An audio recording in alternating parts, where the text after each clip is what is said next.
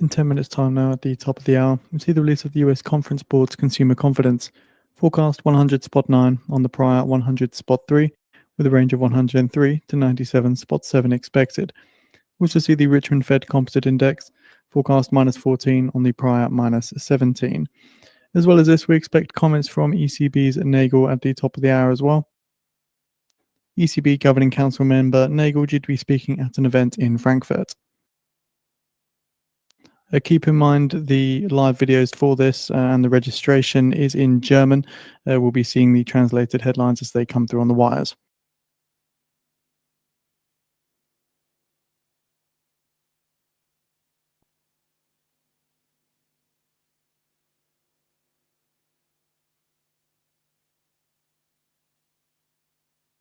Do you want to stay up to date with the latest and be on the bleeding edge of news for non-farm payrolls? Then sign up today and get our special offer of Financial Juice Pro for a year's worth of our service for the price of 1 month and save 92%.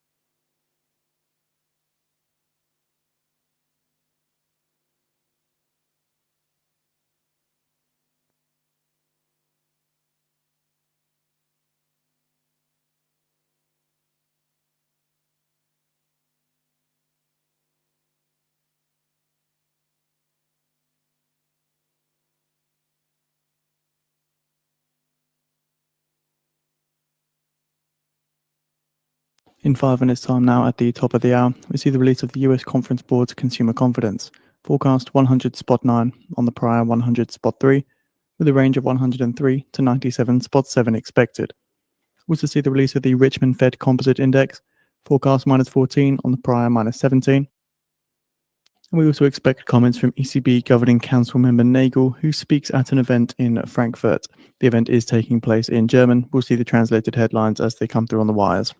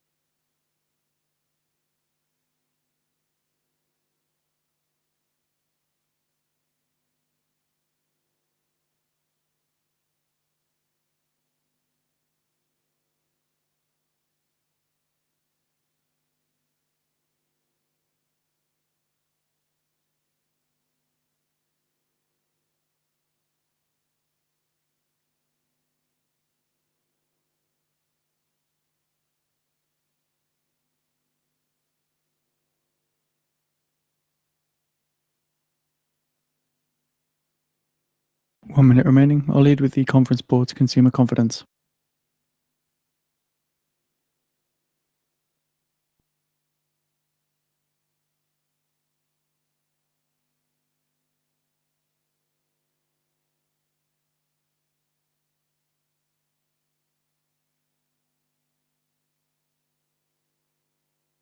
Richmond Fed Composite at early at minus 19, minus 19, lower than forecast, minus 14.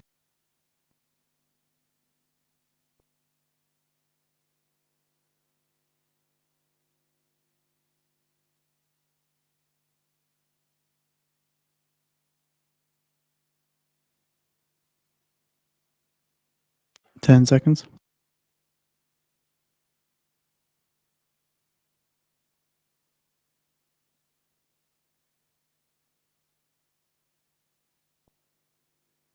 103 spot 3, 103 spot 3, higher than forecast, 100 spot 8.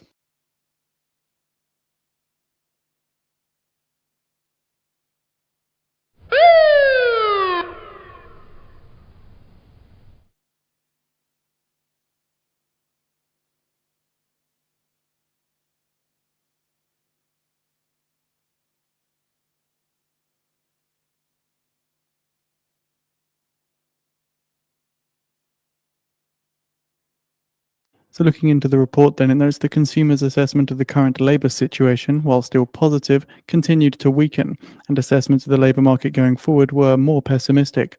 This likely reflects the recent increase in unemployment. Consumers are also a bit less positive about future income.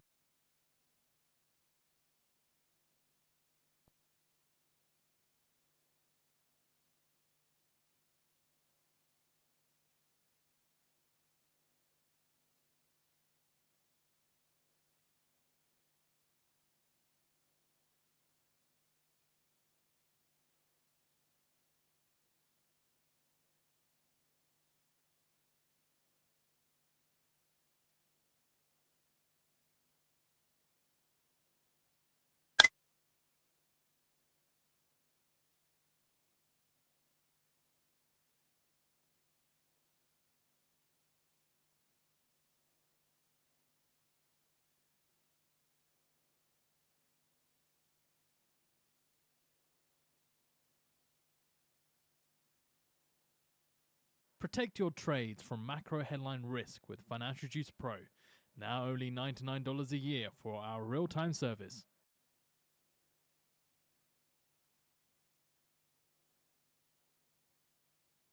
We have posted up the CB Consumer Confidence August report on the feed for anyone interested.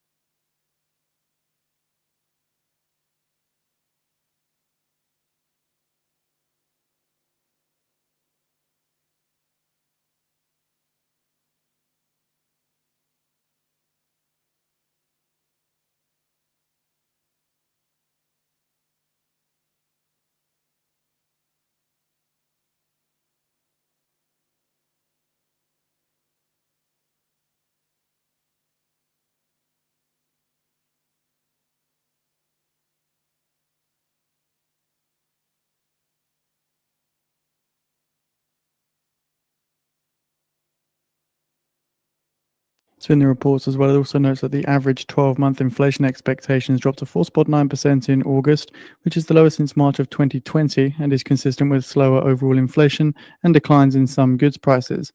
Nonetheless, mentions of prices and inflation topped the write-in responses. Meanwhile, the share of consumers expecting higher interest rates over the last 12 months dropped by a third.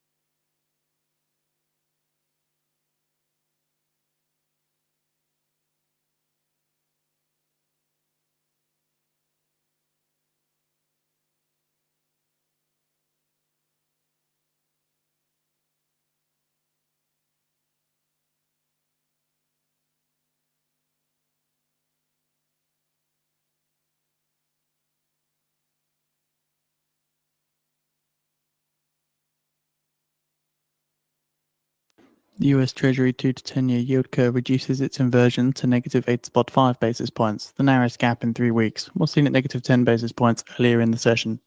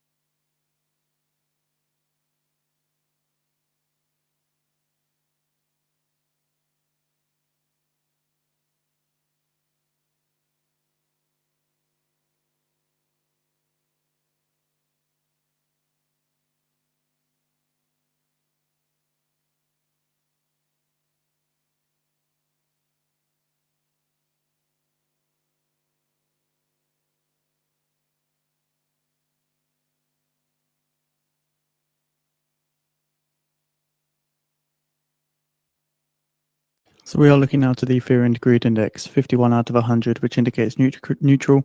Crypto Fear and Greed Index, 48 out of 100, equaling neutral as well.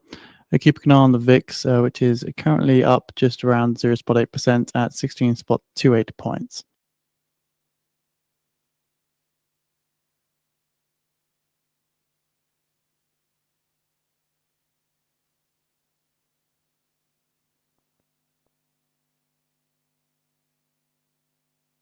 Do you want to stay up to date with the latest and be on the bleeding edge of news for non-farm payrolls? Then sign up today and get our special offer of Financial Use Pro for a year's worth of our service for the price of 1 month and save 92%.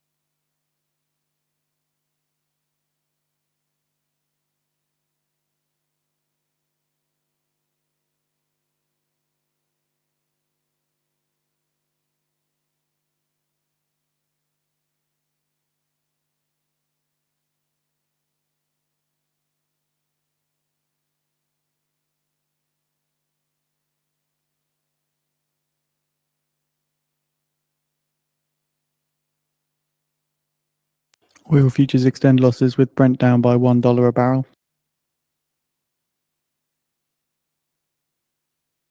Whereas the S&P and Nasdaq 100 indices now turn positive.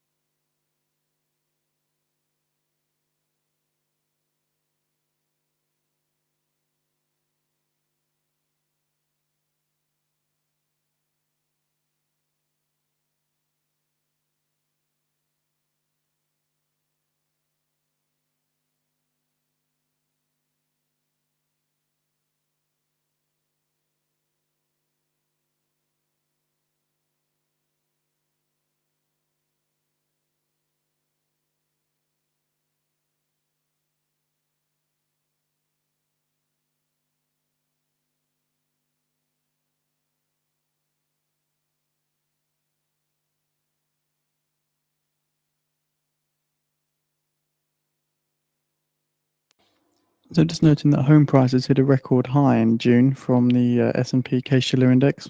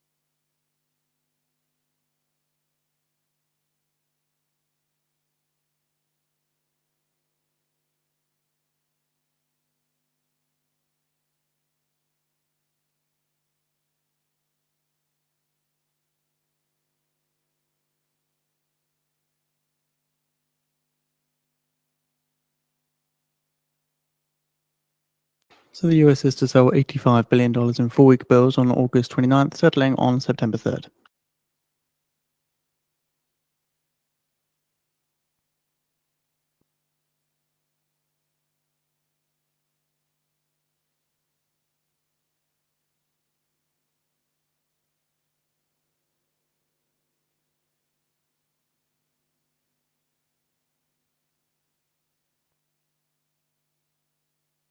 Protect your trades from macro headline risk with Financial Juice Pro.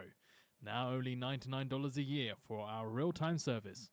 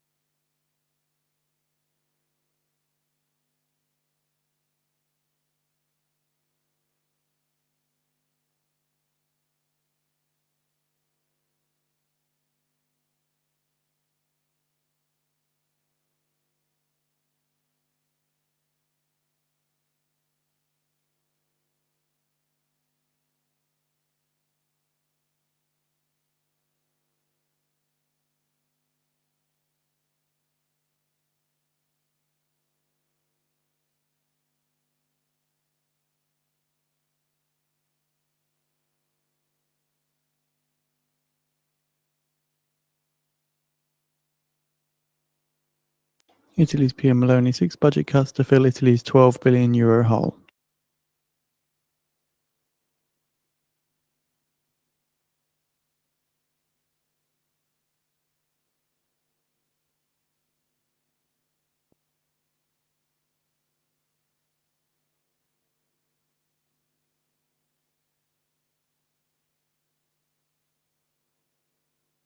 Do you want to stay up to date with the latest and be on the bleeding edge of news for non-farm payrolls? Then sign up today and get our special offer of Financial Use Pro for a year's worth of our service for the price of 1 month and save 92%.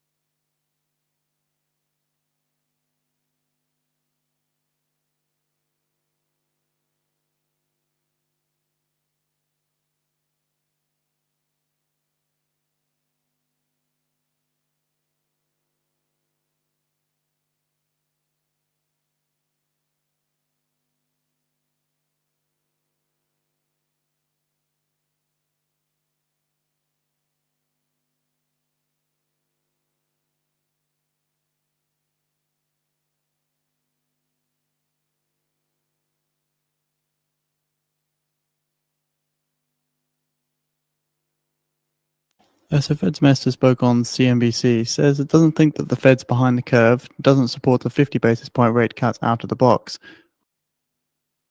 Mester suggesting a series of 25 basis point cuts over the next few meetings.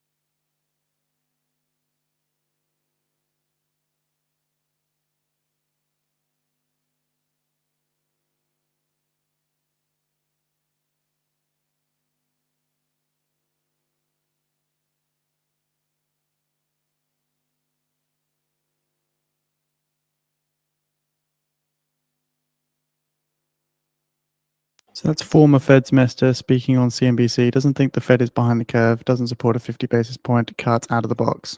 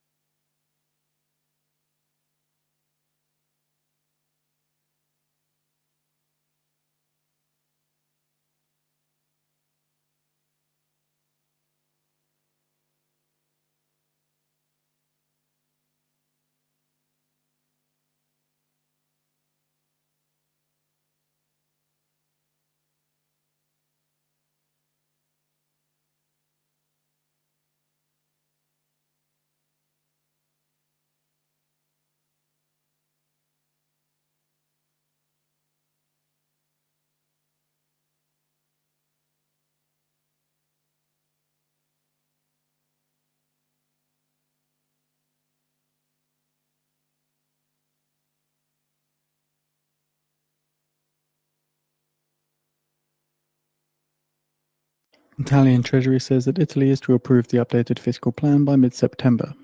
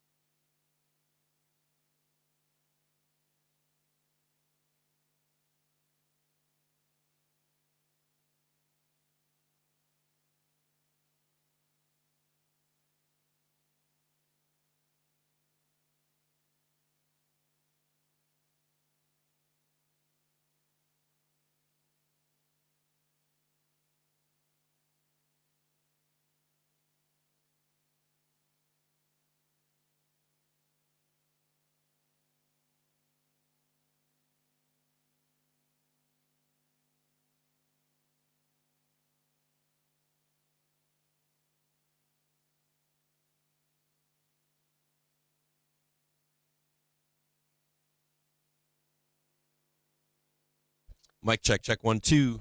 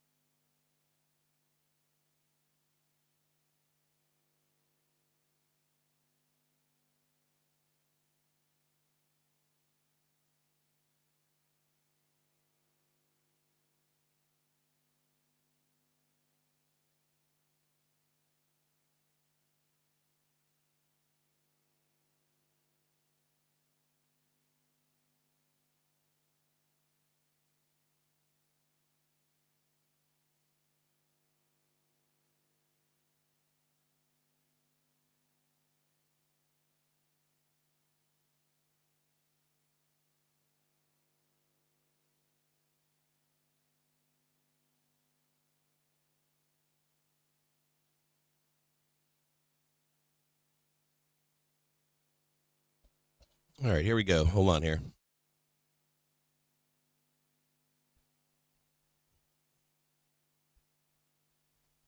DOOOM. I was reading hang one quick second here.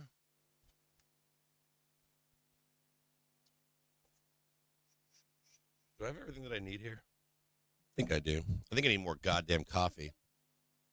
All right, hold on one more second.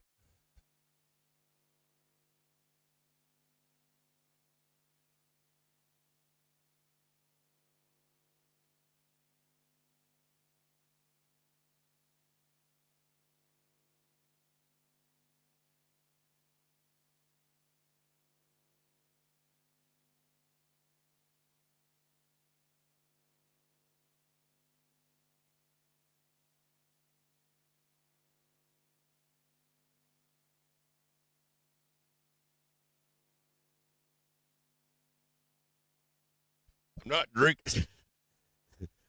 I've got someone making me coffee right now, and I'm like, we ain't drinking a goddamn latte around these parts.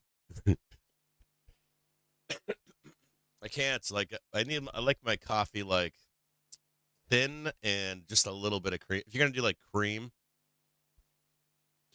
it's not like cream and coffee. It's like coffee with a splash of cream.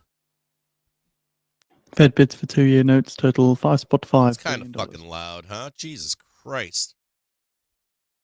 Check 1, 2, mic check. Hold on a second here. Break time, be right back. Bam. Protect your trades from macro. Old man Tiny. There we go. A year for our real-time service. Good afternoon or good morning, wherever you are out there. I slept in this morning. I was awake I was working last night until like 2, 3, 4 in the morning. And then I went to bed and my wife woke up. She's like, what are you doing? I'm like, I just worked like 18, 20 hours or something. She's like, you need to sleep in. I'm like, I'm gonna. So I slept in this morning. Matter of fact, I only woke up about an hour ago, maybe even less than that. But good morning. I wound up last night. As you guys probably already know, we've been talking about a bunch of this like bullish story that's been evolving for the past 2 or 3 weeks. And so, of course, I got on the rabbit hole last night, and I didn't share this with you guys, but I have the actual underlying papers for all of these guys. Like, I've got the actual like Nomura notes, and I've got the Rubner notes and all that kind of stuff. And so I'm like peeling through all that stuff. Then I went to like Zero Hedge, and he wrote a bunch of shit up and stuff. And this is all stuff that we have already been discussing over the past couple weeks. And you've probably seen me speak to people like Simon Says on Twitter. And then, fascinatingly enough, when we were at the bottom of the market, I had a meeting with David AMS, and he was like, what do you got? And I'm like, 600, dude. And I was like, that was a goddamn trap for bears. And he's like, I got the same thing with ICT, right? So, at any rate, where we are right now, there's a few things that need to be known, right? Number one would be this. I own the market. Like, I own SPY, the underlying. And I'm trying to get out of that trade today, tomorrow. I hope it's not Thursday and Friday. Like, the bitter end trade sucks. Sometimes I get stuck in the bitter end trade, especially around holidays. I don't know why that is, but around holidays, I tend to be fucking bitter end. I'm like sitting here waiting for this shit to happen. And it's like Christmas Eve, New Year's Eve, 4th of July. It's like July 3rd or something like that. Some kind of fucking nonsense like that, right? And like the print comes in like, boom, 3:59 p.m. So you can't like ever sneak away for like an extra 2 days or something like that. That's what it is. So I still am trying to exit the market in that capacity. So this trade's been going on for me now for, I don't know, a long time. And I want to exit the market to buy some kind of weakness, seasonal weakness, in the fall if possible. And I'm hoping that happens sometime in like October, maybe November. I was thinking October 31st, but I think it could be later, closer to the election possibly. And I also think that it depends on who is going to be elected. From what I've read, if Trump wins, it's going to get ugly. The market should get ugly. So somewhere in and around the 31st of October, maybe November, try to buy a dip for a January print and own the market for that too. The other crazy part about that is when I take that trade, it's likely going to be my last long in the market for many years, at least for myself. I'll chase the market up if I have to in 25 and 26, but I think I will be exiting the market in a more meaningful way. Now at the top of the hour, the US is due to sell $69 billion in 2-year notes. Prior bid to cover was 2.81. Now, saying that, I want you to know in the background, I was just chatting with some people in the Discord. I am loading the boat with calls right now, 2-year note due today. We'll draw which is a different trade. August 2022 after the past month. I got to be clear on this. For Fed rate cuts. $69 billion. So that's its own thing, right? That's like me having exposure to the market. I say it's for my wife and kids and stuff, but on Thursday, in reality, so I've got like this whole other thing that I do. Yeah. Hold on one second here. So just to make note of the latest CFTC positioning data on the secondary market, which shows that speculators were net 2 million 2-year note futures. Anyways, that's a whole nother side of what I do. Not zero dates, not spreads, any of that kind of stuff. And I've owned different stocks throughout. Like I'm gonna exit that shit, but I'm gonna leave on the shit that hasn't printed to my satisfaction. Like anything that I'm down on or hasn't come turned around, any of that, because I have a plethora of stocks that are like shitcos that I don't talk a lot to you guys about because I don't want to pump shitcos to you. Anything that's like market caps at like 100 million, 150 million, 200 million, that kind of stuff. You'll rarely hear me talk about those companies on stream. I don't want to go to goddamn prison for swinging a stock or having a stock crash, any of that kind of stuff. So, thank you very much. Appreciate it. Now, saying all of that, my thesis here is that, so I'm going to get out of like long exposure, owning the market, collect all that profit. I'm going to try to like get back in the market with some exposure though in late October, early November. Now there's a whole nother trade.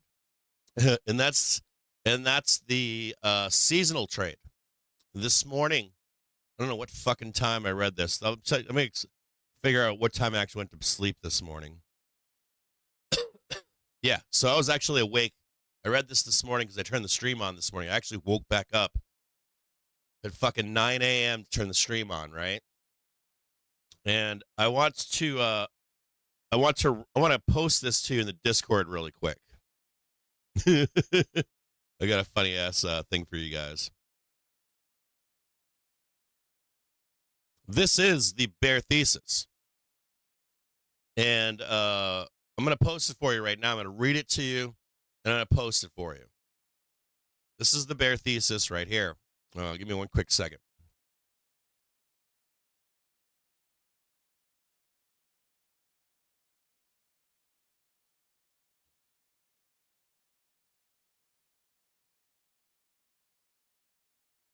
This is basically the bear thesis. It was fascinatingly right. I read yesterday, somebody say, "Oh, GS just wants to have a bag holder for their books or for their bags, right?"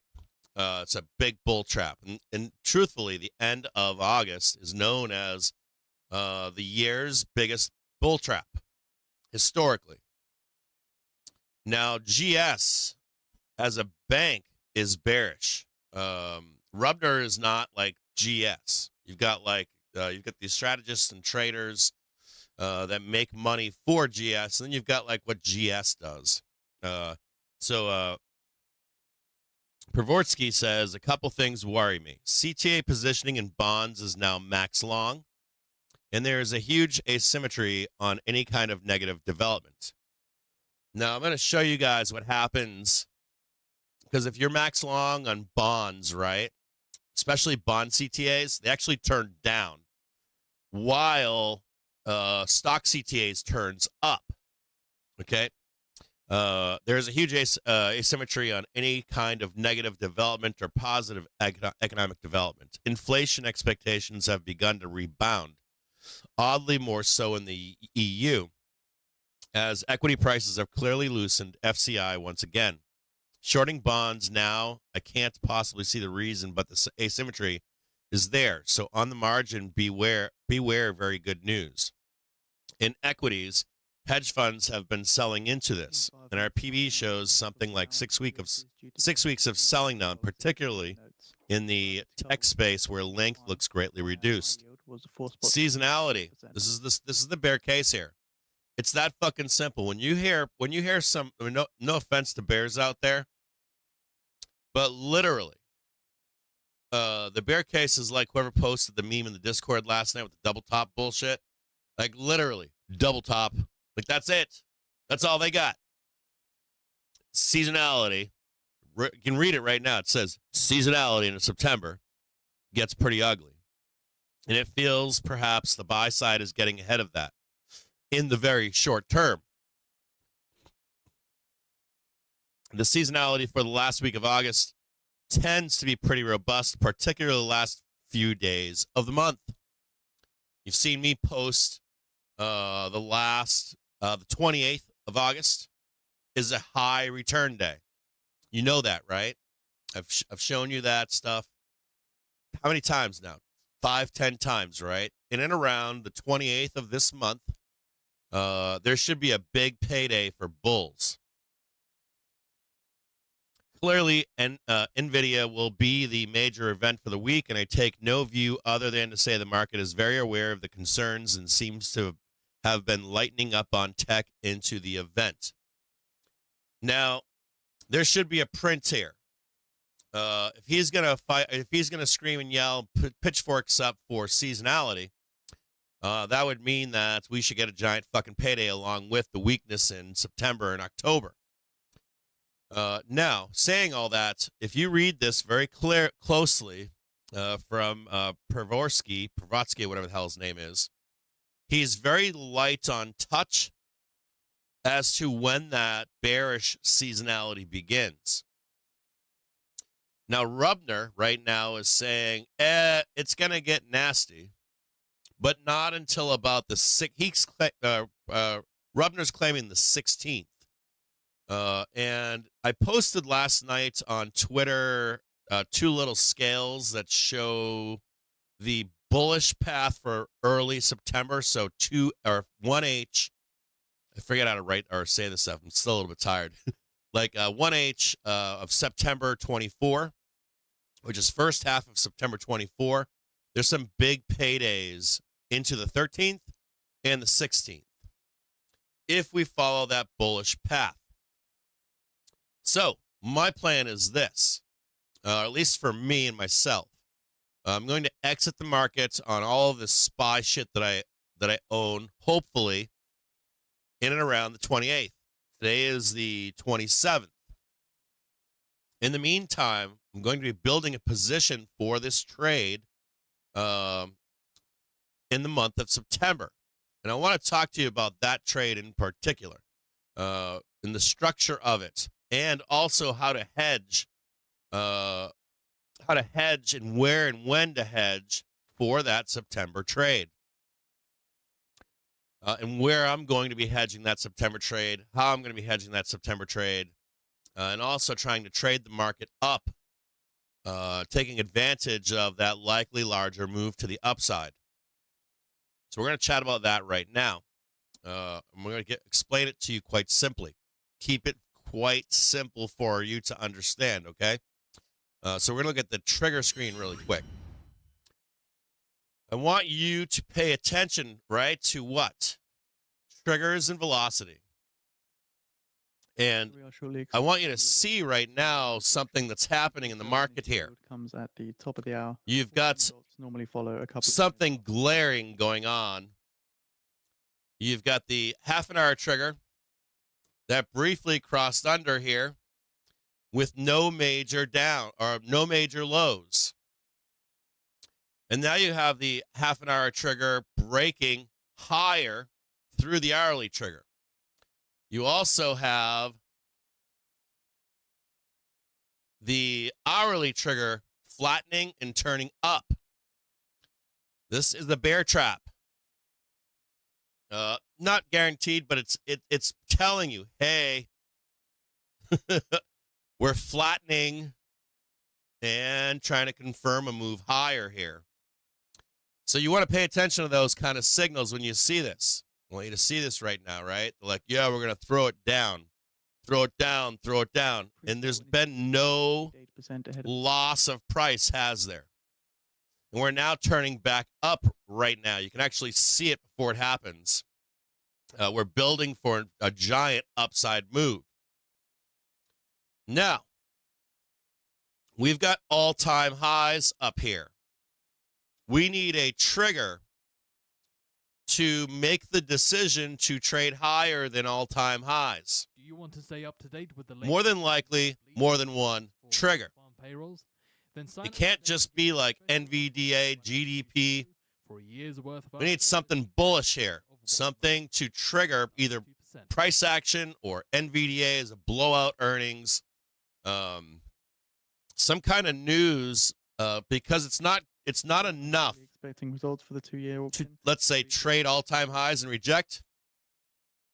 Not even all-time highs, excuse me. It's not enough to like trade it and then reject it. We kind of need to trade it, get above it, right, with some push and some oomph and trigger excitement for rate cuts, believe it or not. Now, I still think this fails and pulls back. I want to show you this trade as it would, somewhat as it would unfold. Or at least should unfold in my thesis here should be something like this.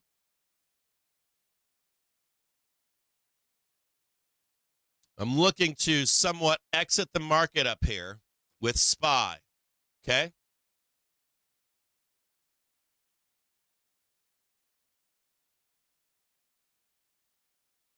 $2.68, $2.68 with a high rate of 3.8. So I'm looking to sell my underlying here of SPY and whatever calls I have on for NVDA up here. I'm also going to execute or open. Here, I'll just write this in for you so you can snip it for yourself.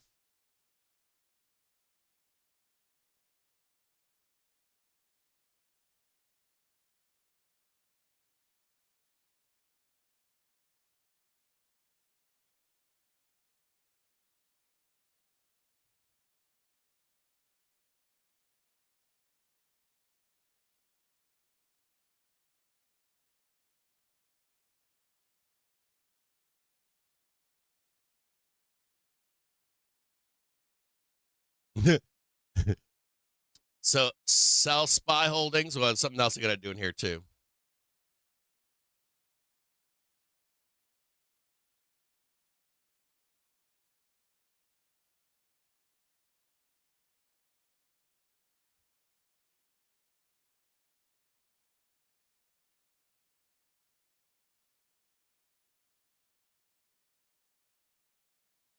Does that help maybe? I don't know. Let me make it a little bit smaller.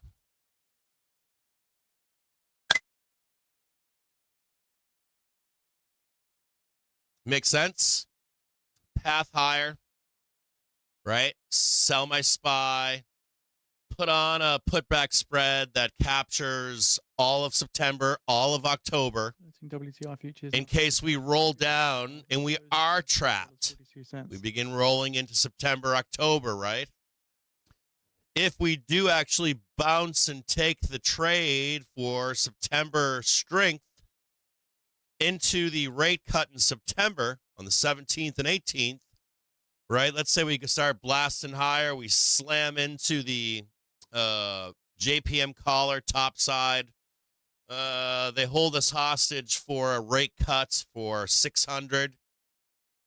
If we go up there, I'm still going to get either paid or be flat on that hedge. Does that make sense to you all out there?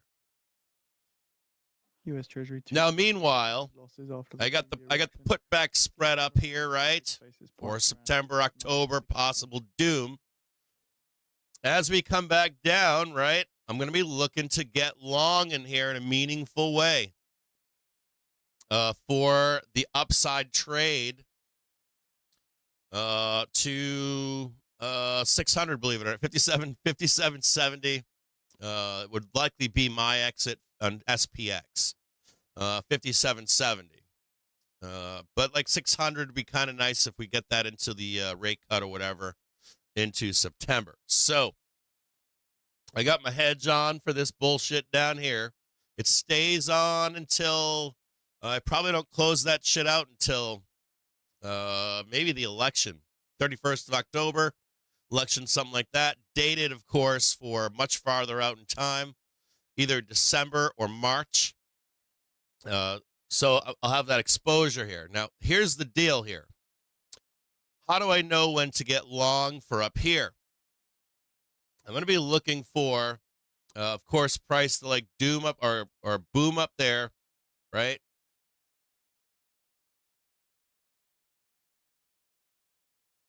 Doom down here. It looks like diarrhea, doesn't it?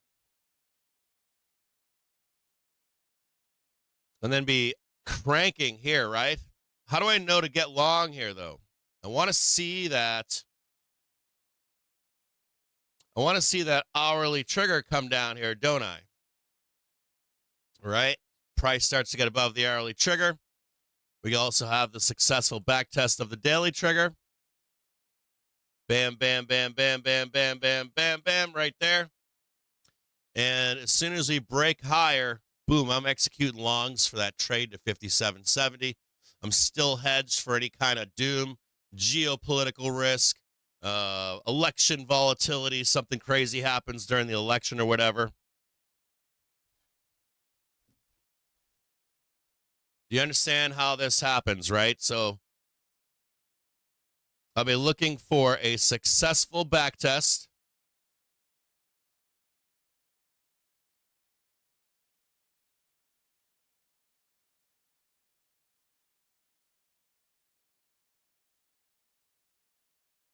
That looks like dog shit. I spelt that wrong too. Hold on a second here. Not backrest. I got to do a dash. That's not even, that's fucking tester. Hold on a second here.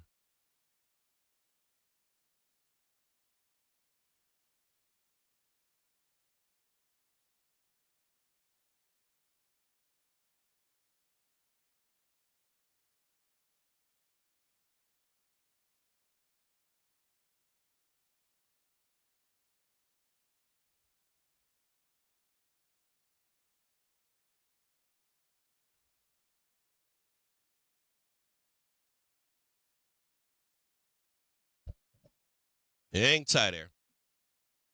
So looking for a successful back test, right? So I'm exiting the market in an orderly fashion, right? I'm also hedged for September, October.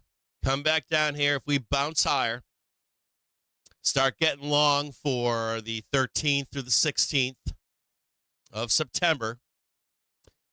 If we fail, Whoop, come up here, fail. Oh no, Cappy.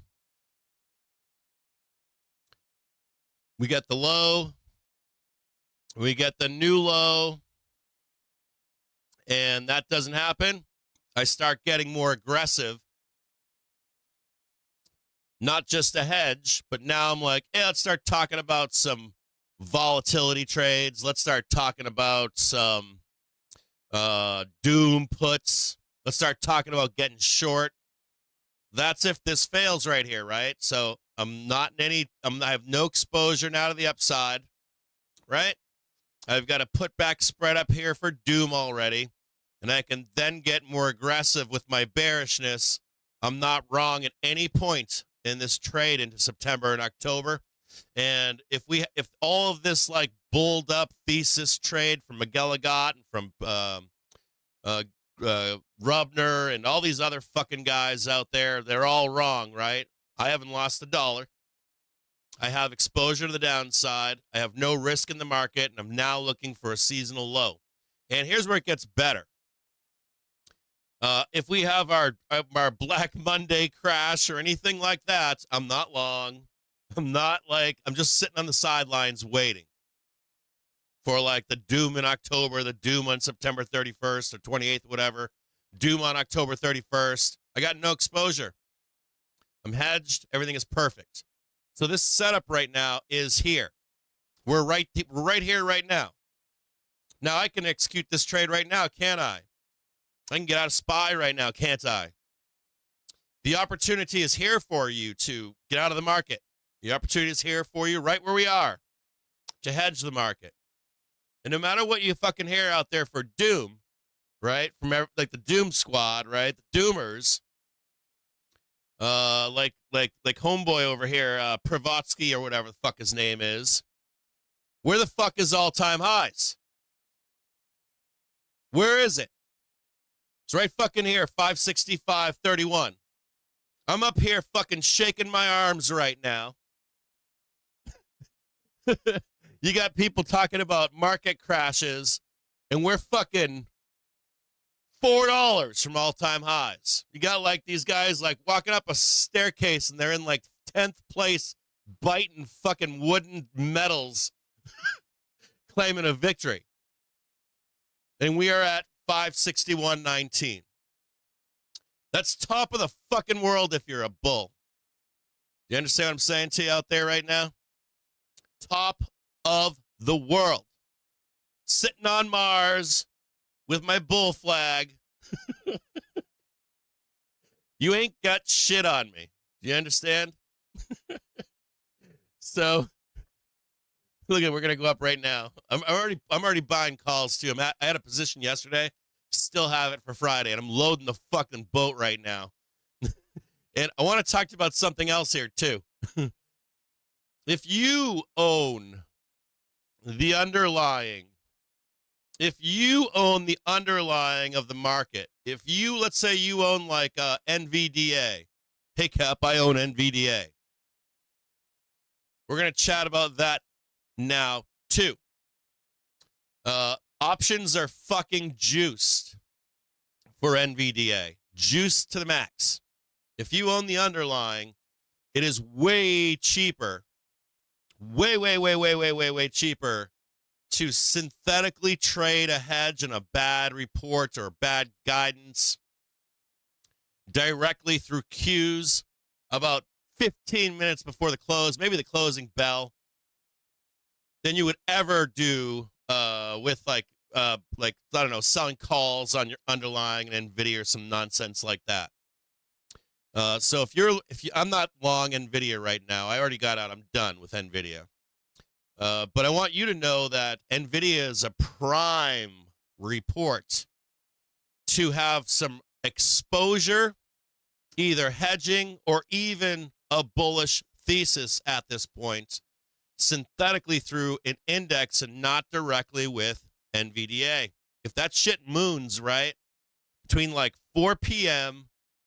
and 4:15, regardless if they take the money and run, regardless if it moons and then dumps after hours, you're probably going to be able to capture a giant like 3, 4, 500% fucking printer just by trading like 0-date calls on QQQs. You've seen me execute these trades in the past. You've seen me do these synthetic trades on big ERs, and we make bank. If you're like, I own NVDA and I want to have some, I need NVDA to trade a 200 cap, and they blast it down to the depths of hell like that February print, right? And then it came back later. You can always grab some fucking shitty 0-dates on Qs and run those fuckers for 15 minutes. Boom, bloodbath, boom, got paid. Squeezes higher, right? Your 0-dates are dirt cheap pennies. They don't print, they go to 0, but you've made money in the upside move on the underlying. So I want you to realize that too. There's a great trade here for you on 0-dates, and there's also some even better trades on NVDA where you're like capturing both high and low targets on the ER. I think it's priced in for like I don't know if it's 16% or 9%. We'll look at it today. The upside and downside moves, but you could even do like calls and puts that are way out in time actually. To make money that way as well into their ER. So like a whole bunch of different shit you can do now to make this money. At any rate, I want you to realize what the trade is. It's right here. Right? And I am on this trade. I'm on this upside trade. In my view, we are going to trade. You ready? We're going to trade this bad boy right here. Fed reverse repo facility. We're trading 600. And it's going to be a doozy up there. This is going to be the pain trade for the market. And it's going to be a beautiful fucking thing when it happens. And they're going to get blasted as we squeeze up here. 9%. That's what it is. 9% move, right? I couldn't remember if it was 9 or 16. I'm just getting awake right now. I've been awake for like an hour and a half, pounding coffee and water. So that's my expectation. Way up there. Maybe not that high. Wherever, I think it's a little bit slightly lower. It's like right here or something like that. And it's not going to be a straight shot either. There's some things that need to happen along the way for us to get up there. And we need people to join in the party. Now, let's say the market gets away from me. Let's say the market gets away from me, right? Just keeps going up. Well, I have not sold SPY yet, have I? My hedge will cover this move to the upside. My fucking calls will cover all of this, won't it? I can keep adding as I go higher, can't I? I can get out of SPY if we continue to go higher. So I'm covered here, I'm covered there. No matter what, I win. And that is the key, is that you win as a trader.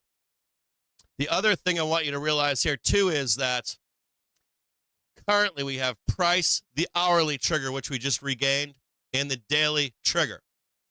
We have not lost that at all.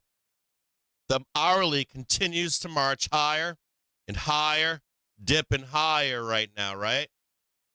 We don't have currently price below the daily trigger, do we? Price is not down here, is it? We do not have a cross at this point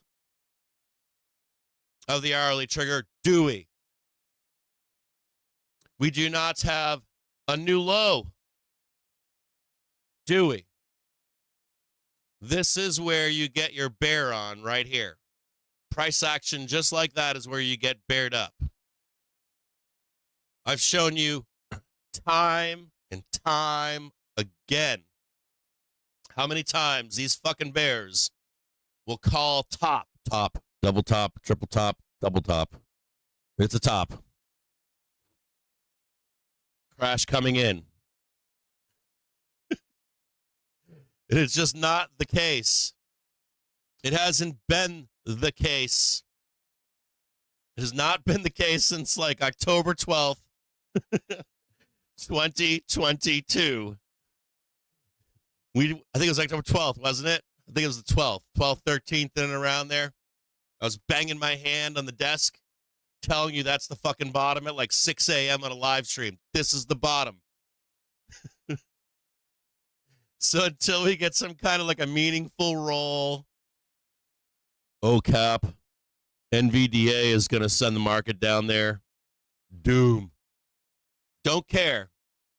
Do not care. As we come up here and or rip higher, I'm going to have my fucking, my hedge on right into fucking the ER for NVDA.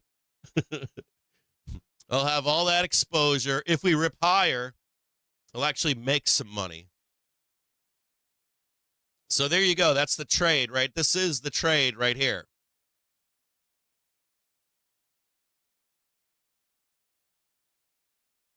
Hang tight here.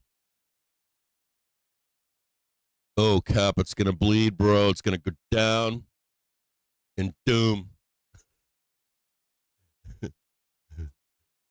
So there it is right there. If you want to know what the actual trade is for fall weakness, that's it. That's the trade. You can snip it. You can do whatever it is you need to do. Now, if you're watching this show on Twitch, YouTube, you might not understand this whole trade. If you're watching inside the Discord, you likely at this point have read enough market briefs and special reports and all that stuff to understand the mechanics of all of this stuff and why we are here discussing this. So I don't want to say to you out there in Twitch and YouTube land or whatever.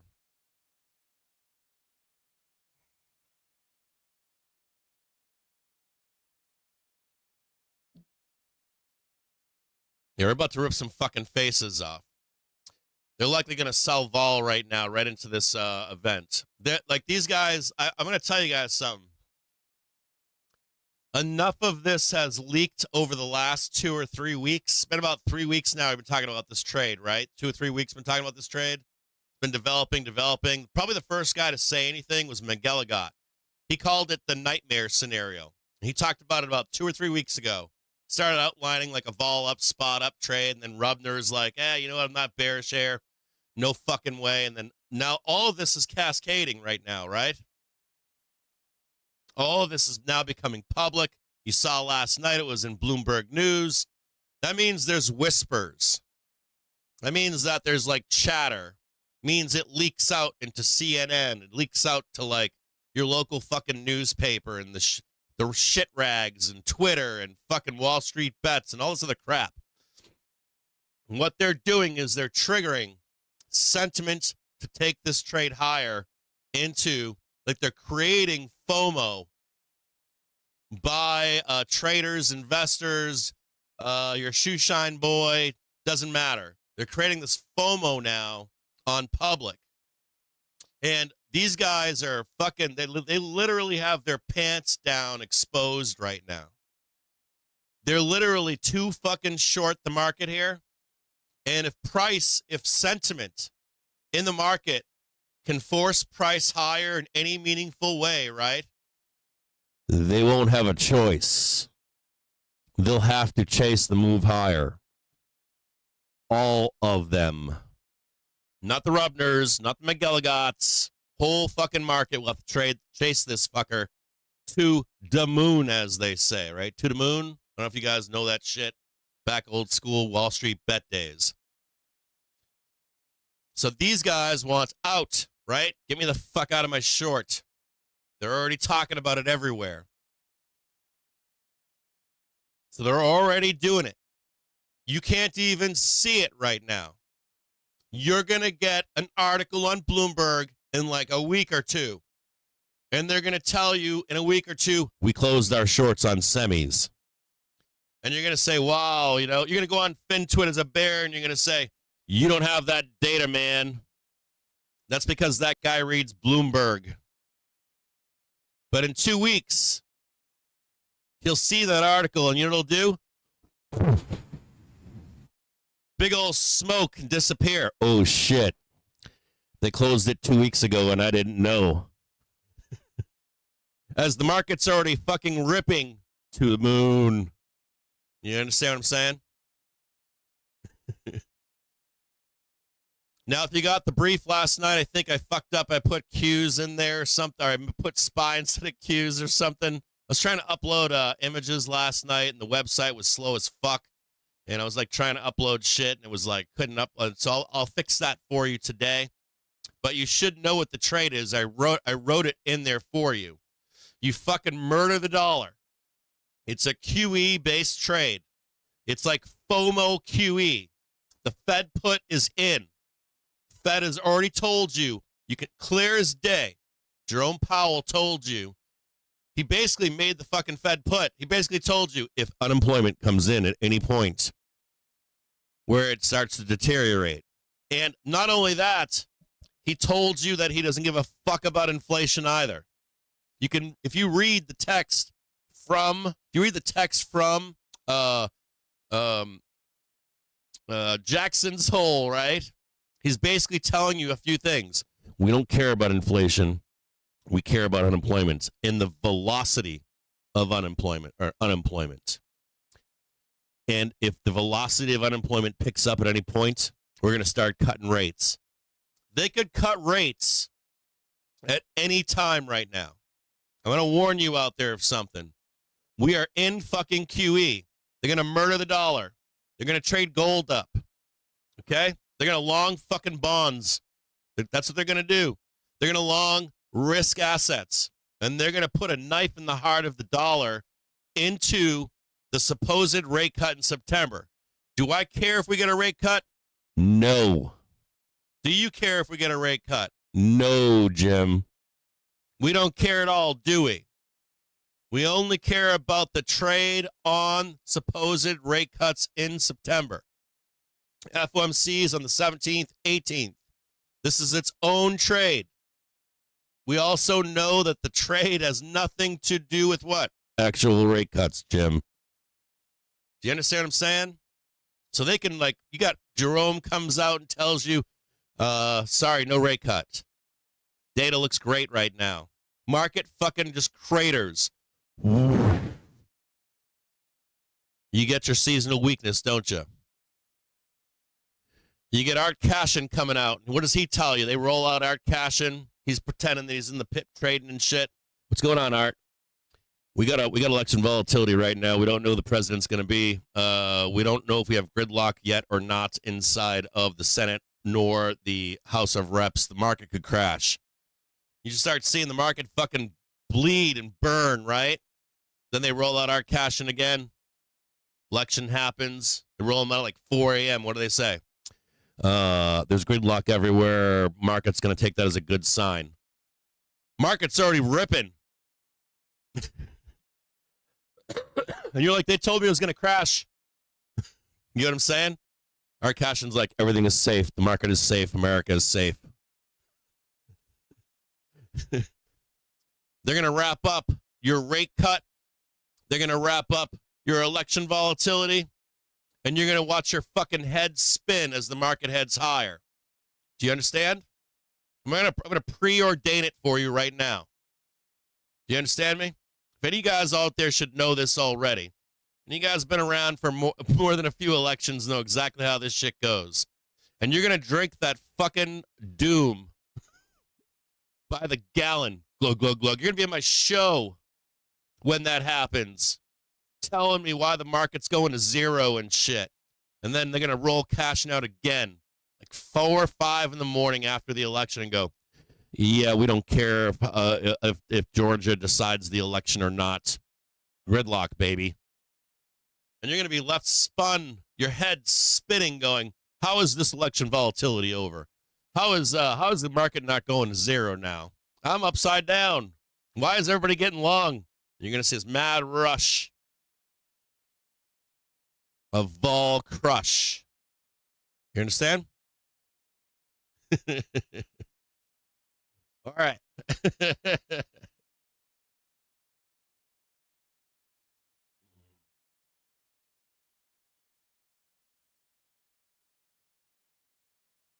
We just trade them from 4 to 4:15. That's it. If you wanted to do one dates for the morning, the next day you can, but just 4 to 4:15. I expect that fucking stock to rip It is the only focus in this market right now. Only focus. What are we doing right now? I had people telling me in the goddamn Discord they were short. Hopefully they close their shorts.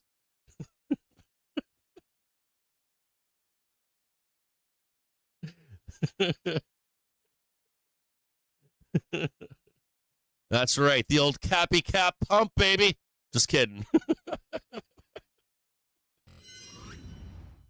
They're like, oh, shit, he's on stream. We gotta close fucking shorts. Been spreading doom all day long all over the internet. I've been all over the internet. I've been in the Discord, been shitting everywhere, throwing bear cans around, shit on the walls. I'm on FinTwit telling everybody I'm short. And then he gets on the show and does the stream and tells everybody why we're going to the fucking moon. Close short right now.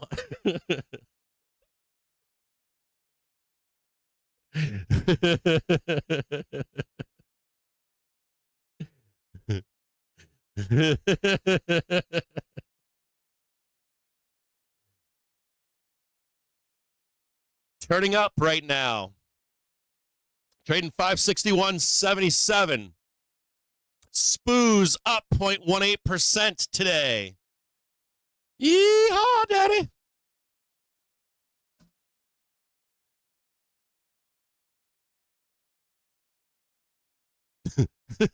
They'll never let me on CNBC, will they? We can't have that guy on CNBC. Be cursing and shit. Guys turning the S&P 500 into a meme coin. Those goddamn zero-date traders.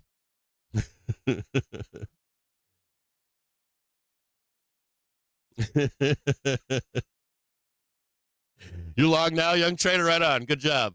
We're going to pop up here and pull back, so you want to take some off the table here as we squeeze up here. You want to see if we got the new high or not, right? You guys already know this. Do we get the new high or not?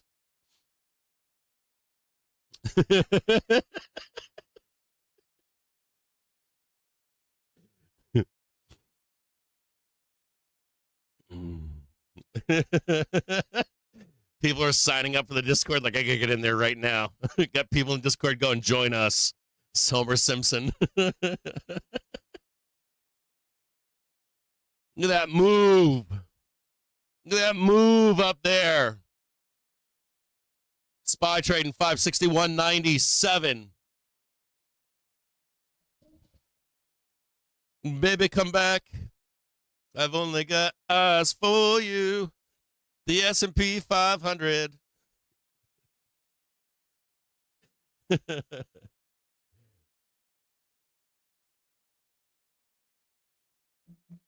All right, I'm on a 5-minute chart here. I hate the 5-minute. What a bore. Let's get back to that 1-minute chart.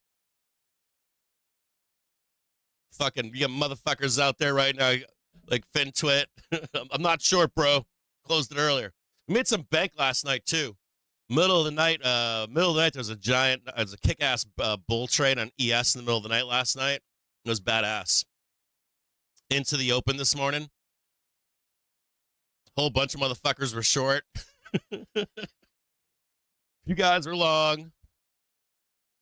Saw in my feed a few guys that I know like really good overnight traders. They were like, I just closed short. I'm like, yes. Couple guys were already long. They were like, we're already going long, baby. There was a really nice overnight bull trade, by the way, for ES. I don't know if you caught that in the overnight if you're awake or whatever, but it was pretty kick-ass. Like right to like 4:30 this morning, big giant green fucking dildo. It was badass. Oh, you took that futures trade right on, Spicy. That was a gangster trade, right? Woof.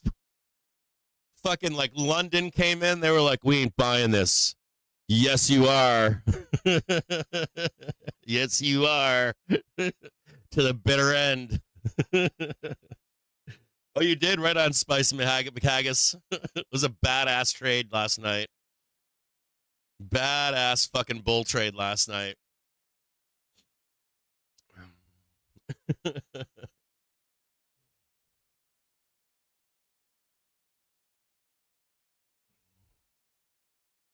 All right, let's do some talking here too. There's something else going on. Look at that. Ooh, like a traditional chart. Look at that, huh? Woo!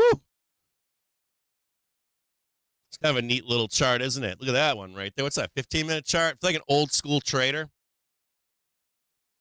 Like an old school trader or whatever. 15-minute chart on trigger screen, right? Let's go there. Like old school trading shit. What do you got going on there, Spoos? What's hidden in plain sight, Spoozy Woozy? What's that right there, bad boy? I still like traditional stuff. You guys see it? Pretty nice, isn't it? You guys know it's gorgeous, right? Oh, what is that? What are they doing up here? Breaking out? What's going on? A little bit of breaking above up. What are you doing up there, Spoos? It's bullish, bro. I mean, it's bearish. Okay, you keep telling yourself that. You keep telling me it's bearish. What's going on up there? Fuck is going on? You guys didn't get any meaningful lows? You didn't get your DOOM trade down there? You didn't get your 550 either? Oh, God. What's happening over here? Anyone want to measure that for me and tell me where it's going? 567.61 maybe? 567.61 maybe? Something like that? Yeah, somewhere up there, right? Oh, God, yes.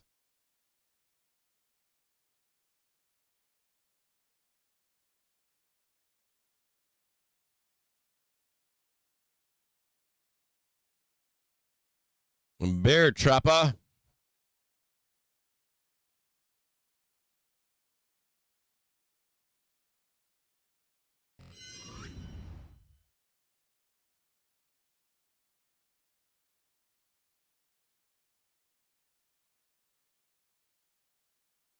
All the bears are sitting at home on their chairs. They're all watching this fucker right here. They all want to see if this breaks above or not. They're all aptly watching right now. Sitting on the edge of their seats. They got their pointing at the TV screen. Bobo the bear. Oh, we're above the pivot point. Oh, what's that up there? R1. Woo!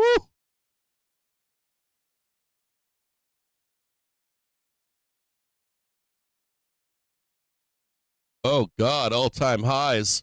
Only R2. Looks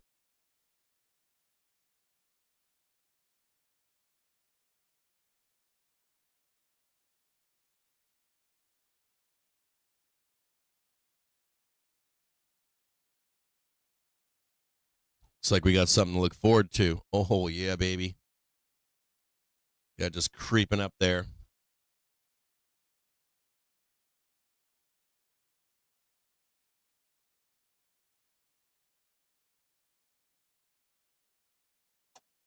We trade that 600, right?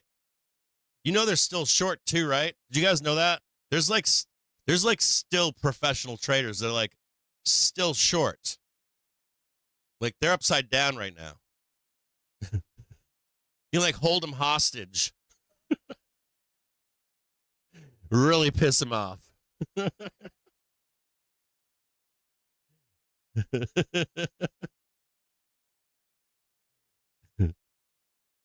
You guys know that? Like I shit you not.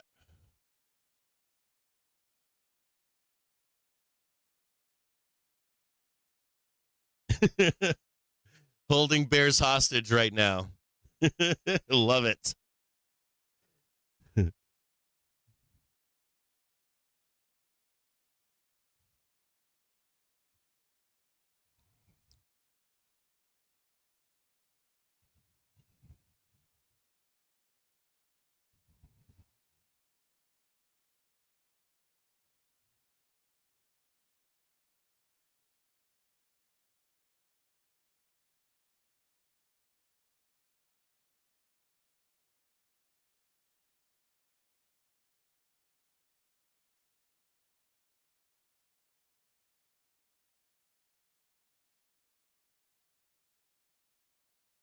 Look at him. Look at him. Look at him watching the screen. He's like, tee off. You cannot go any higher. It's got a bear like right here. He's like, sell that right there for me. Do not allow these bulls any upside. So terrible. He's like watching right now from his office. He's like, this guy is on stream right now telling us we're going to 600. That better not happen. And they're just grinding you higher and higher and higher right now.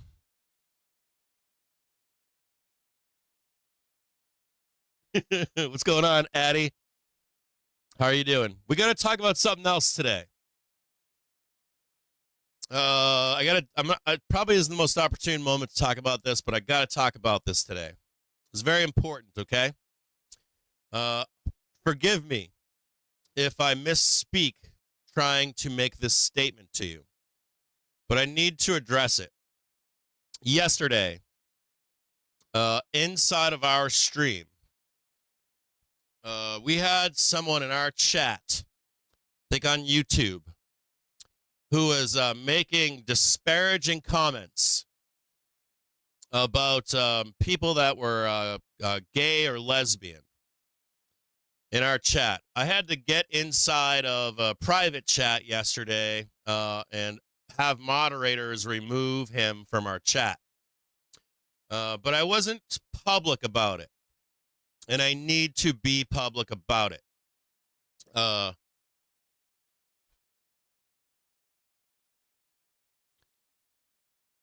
I am here with you every day for one main reason: the stock market.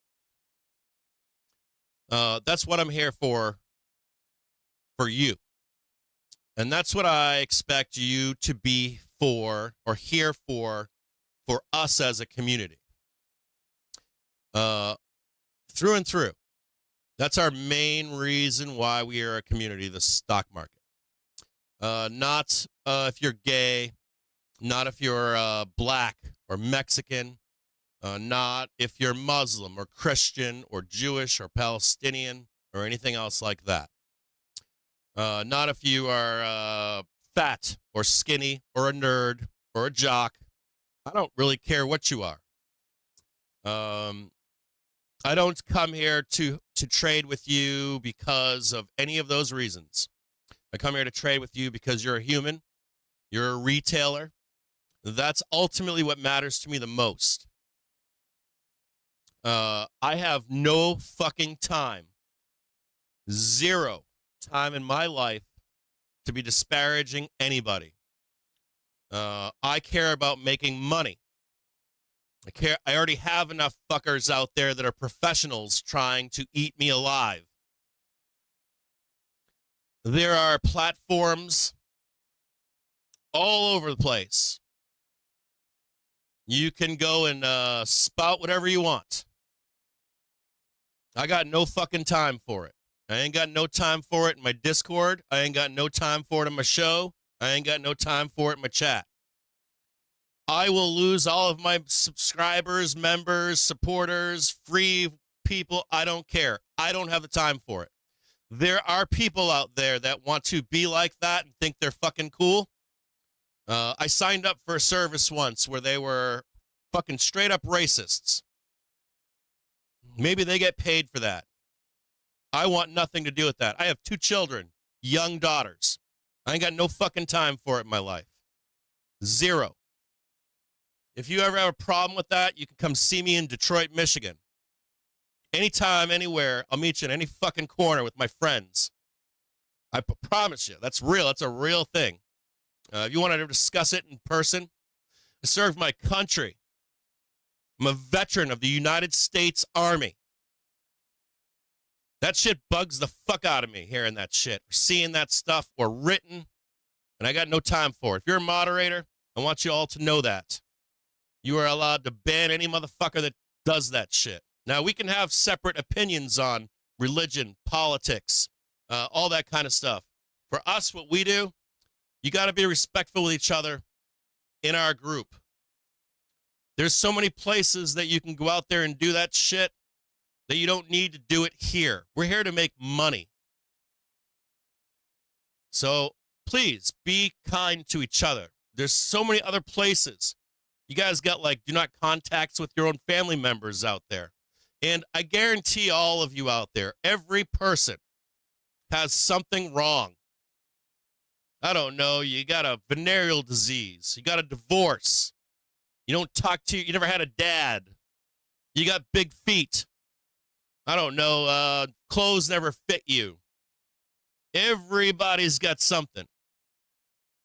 I ain't got no time for it here. Zero tolerance for intolerance. You can do that shit elsewhere. You don't need to do it here.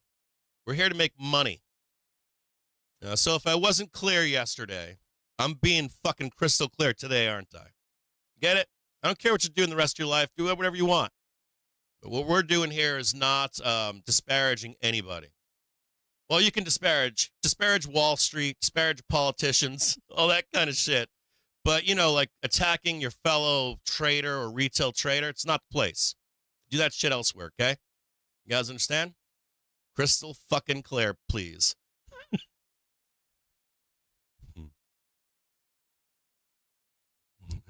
Yeah, I got no time for it.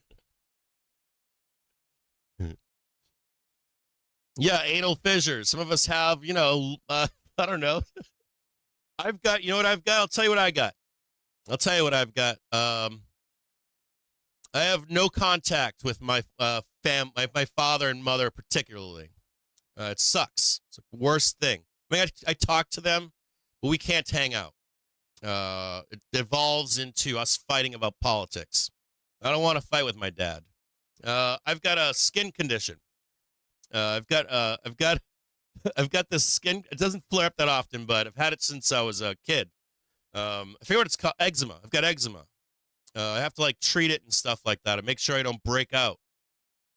It's bothered me my entire life. When I was a young man, right? My sister had a boyfriend, and he told my sister that I was likely shooting up drugs because I would get outbreaks on my arms. I played sports and shit. Summertime, right? I'd break out with like these little pimples on my arms. He tried talking my sister into believing that I was a drug user. Destroyed me, thinking that. I've been embarrassed about it for years. When I have outbreaks and stuff, it doesn't look good. It doesn't happen anymore because I take the right medicine for it and stuff. But we all have something. I know you guys have something. I'm sure you could find something that you're like, I don't like this about myself. Doesn't feel good when people make fun of you, does it? I don't want nothing to do with it. You understand? I think that's all right. I'll leave it there. I'm done on that rant. We're done with that.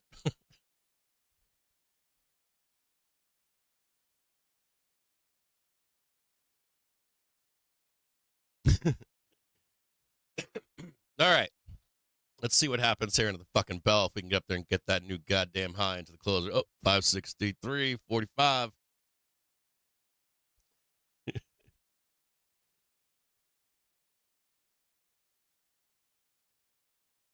You got web toes, right on. My brother-in-law's girlfriend for many years, she had connected toes. She was like born with like one toe fused to another. We always thought it was cool. She got like a little tattoo that like separated them into two toes. It was really hilarious. I thought it was great.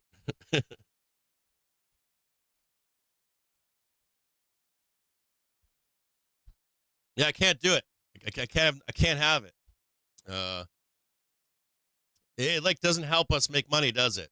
Like we're all over there like screaming and yelling at each other. Like we're here to try to make money. I'm here to make money. Ultimately, you know? And if I can make a friend along the way, even if he's different than me, so be it. I'd rather be able to have that open dialogue whenever I can.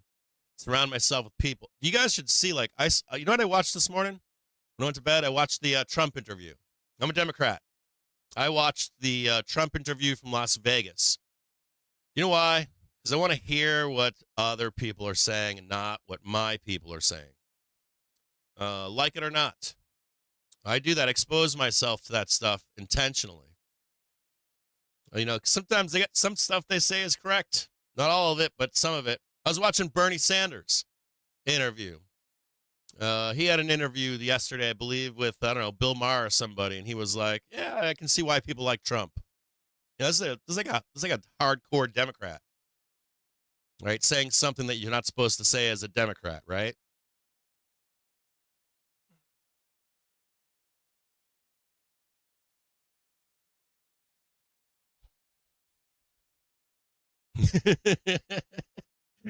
Brian, you're a badass, dude. The market cooling itself in the waters of Lake Minnetonka before making new highs on the day.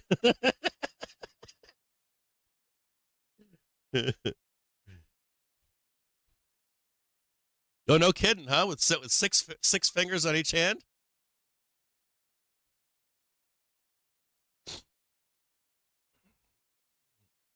I don't know much about RFK. I don't know much about him at all. I made a joke about him last night, I think. Like him in Unusual Whales with Jeremy Judkins. Did you see that? He's like, you bullish on Tesla? I'm like, doing the fucking worm on a. That's pretty bad, tasteless joke too, right? Like you want to be mean to a dead animal and stuff. I thought it was funny. It's pretty crass. But that's Twitter, right? It's a place for it, right? Twitter's a little bit different place, right? Wall Street Bets, a little bit different place, right?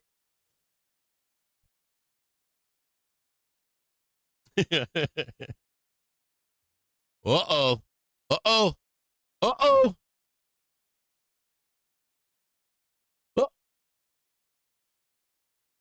Uh-oh. Wrong way, Spoos.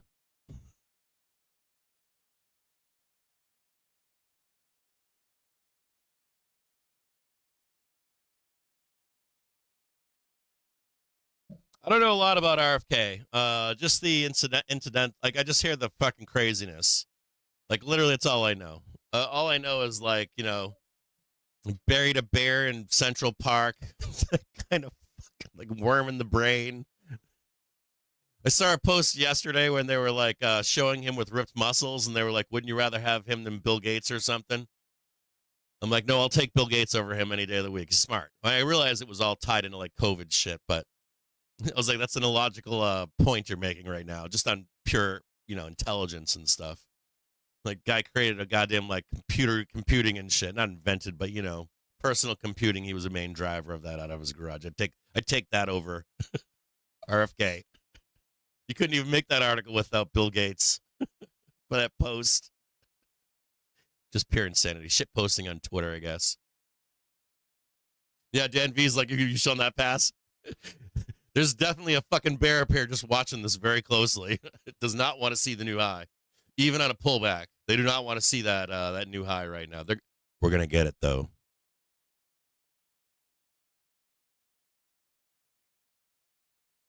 We're going to get it right now.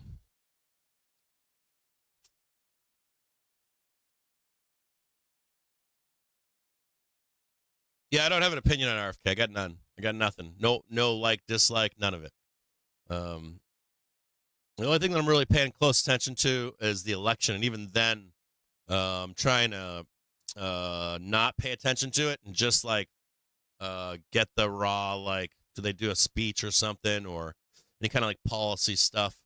At this point, I've pretty much stepped back from the political side of the election. It was a little bit too much this year for me, or at least the fighting and all that kind of shit and the I hate you and this and you hate me and we're gonna have civil war, all that kind of nonsense. I'm like, oh, I gotta make sure everybody's okay. They're not gonna try to fucking murder each other. But outside of that stuff, I'm not wading into the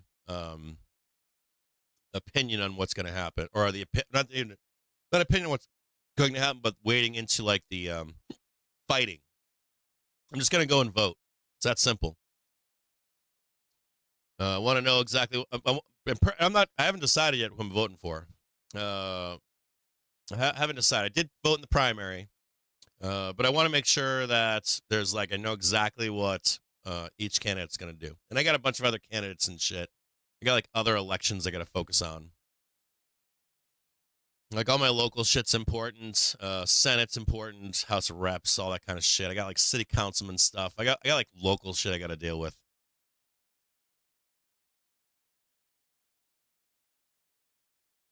Trading 561.97 right now, 98 right now.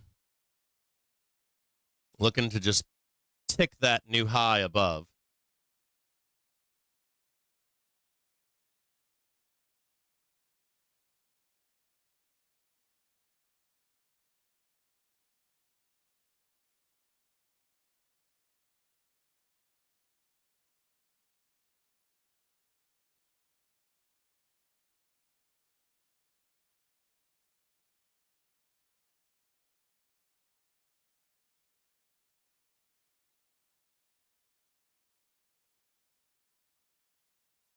Just want that one little sexy tick right there.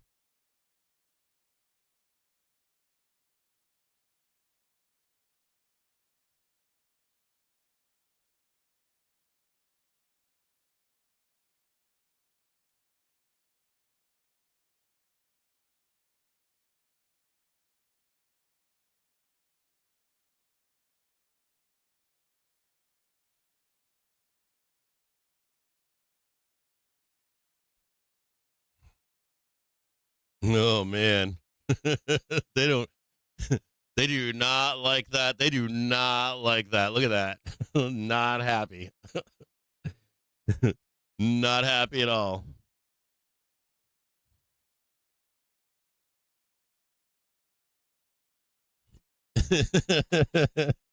Is that the place? Is that where the is that where the bad man touched you? Up there?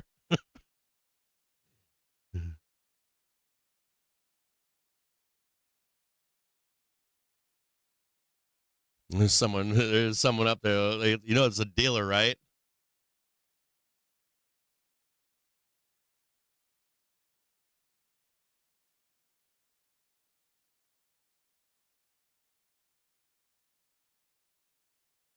Ooh, Yum Brands. I got an alert on Yum Brands. 1 day crossing down horizontal line.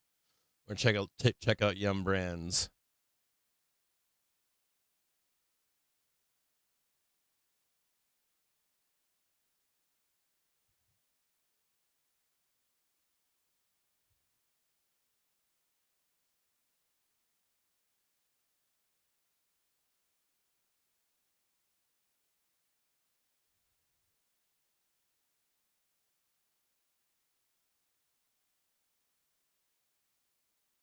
We start breaking all-time highs, and we're gonna trade 5,700 like it's nobody's fucking business.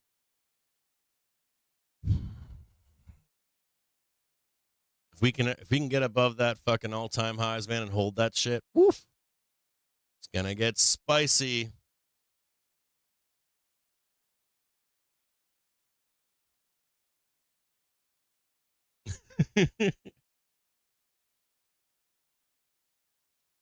Ballot stuffing. I know there's like I did look up. Some states do allow illegals voting and stuff like that. I want you to know something too, um, like so on the illegals and stuff like that, right? A few things I did search that stuff. It's like number one, right? Seems like nobody seems to care about illegals from Mexico right now, right? Migrant farmers. They've been migrant farming the U.S. since before we were the U.S., right? They were original settlers, right? You guys know that? I'm hoping that you do, right? Those guys have been coming north and south for what? Millennium? No, not millennium. Maybe like the Ice Age or some shit. But I guess the big stink is about illegal immigrants from other countries other than Mexico. I have a legitimate concern about that, so I did look that up, right? That's what I found out. Those people come here because of all of our presidents since like not quite Reagan, but like Bill Clinton. It's like you got like the Bushes, Trump, Obama, the Clinton, not Gore. But we put embargoes on these countries for a good reason. But we do embargoes on these countries, and their people try to get into our country illegally, right? I'm against that. Now, I do realize, though, at the same time that we are creating those situations. And when we do lift those embargoes, those people attempt to go back to their home country. Did you know that? It's real. Do I like illegals working in the U.S.? Not particularly. I would prefer that they have some kind of a social security number, so they're paying into the system, of course. I want our borders stronger. I also want, though, the immigration process to be easier, especially if you're just a migrant worker. Like, I'm coming here to fucking work. The country sucks, right? That kind of stuff. So I'm not like not tough on border control and all that kind of stuff. I do realize that people are voting that shouldn't be in some places, that there are local laws that allow them to vote. But I want to say one last thing here. Even with like ballot stuffing and stuff like that, we're a representative democracy, aren't we? We are not a direct democracy, right? Do you know that? Your vote actually does not count. Well, it does, but not in the scale that would be needed for election interference. As a matter of fact, we've had a popular vote go to a Democrat, right? You remember? Al Gore. And he lost, right? He won the popular vote, but he lost the election to delegate voting, right? So I don't know if it's a hot button issue or whatever, or what exactly that is. I think the Dems need to be clearer, though, for sure, on immigration policy. Their immigration policy to me right now is too vague and not clear enough. I don't know why it's such a hot potato. It shouldn't be. You can have rational border controls and rational immigration, but our bureaucracy is so bad right now. You guys know, I think a lot of us can agree on that stuff, right? Like, we got senators and reps that are, no matter what party they're from, they're becoming 100 millionaires, right? We've got bullshit at every fucking corner, right, in the bureaucracy in the United States. It's almost like it's intentional, right? You guys say you don't want national health care, but we have it. We already have it. It's like broken down, but we already have it, don't we? Why not just make it legit, direct, and easy? Now it's like I don't know. It's all fucked up. I don't know how to fix that, where it's like not political. I don't know the answer to how that happens in this country. How to fix those things that are, like, rational. They don't like playing like that, do they? They like to divide all of us, I think. You got your new high. Boom. You got your top tick right there. Congratulations. You got it. You did it. Now what do we have? What's next? We got another one up here at like 562. The target is 563.45.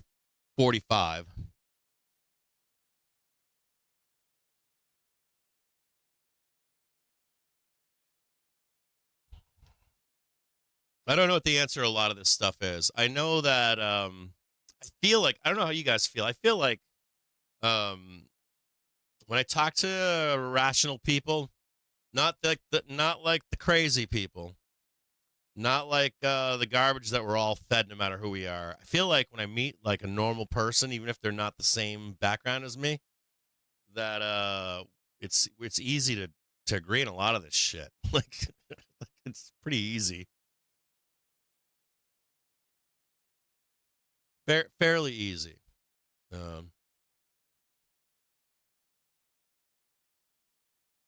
I'm not selling SPY yet. I want SPY at all-time highs. I want it at all-time highs. We ain't done here. I've been talking about the 28th now for how long? 3 months. 2 months, 3 months, right?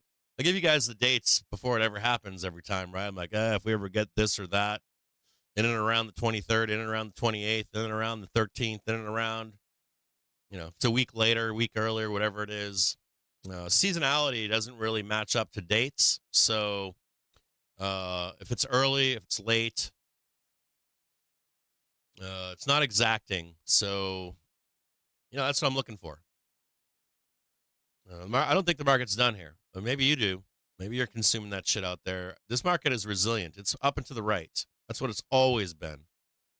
I had people yesterday saying it's not a buy, like the S&P 500 is not buy the dip and shit. I was like, the fuck they're saying? Or it's not built to go up anymore. Like between selling options, dividends, buying seasonal lows, the fucker just goes up and to the right. And it's even worse if you look at like tax code changes in the 50s and 60s. And then like 1978 is when we got real MMT. And like you can see the divergence. You can see it all over the Fed sheet, like all the Fed reports. You can actually see like different Fed plots. And we just like boom, everything just changed. 1978 and 79, 80. That's when Reagan became president. That was the instigator of it. All those old white guys you see out, those fat old white guys, right? Those guys like 60, 70, 80 years old. Those guys been riding that fucking dick since 1978. Lying to you. All these boomers. We need reform. So the Fed discount rate. I'm like, meeting- motherfucker, you've been riding this fucking pony since 1978. For all those interested. If you were a market professional in 1978, a young market professional, 22 years old, right? How old are you now?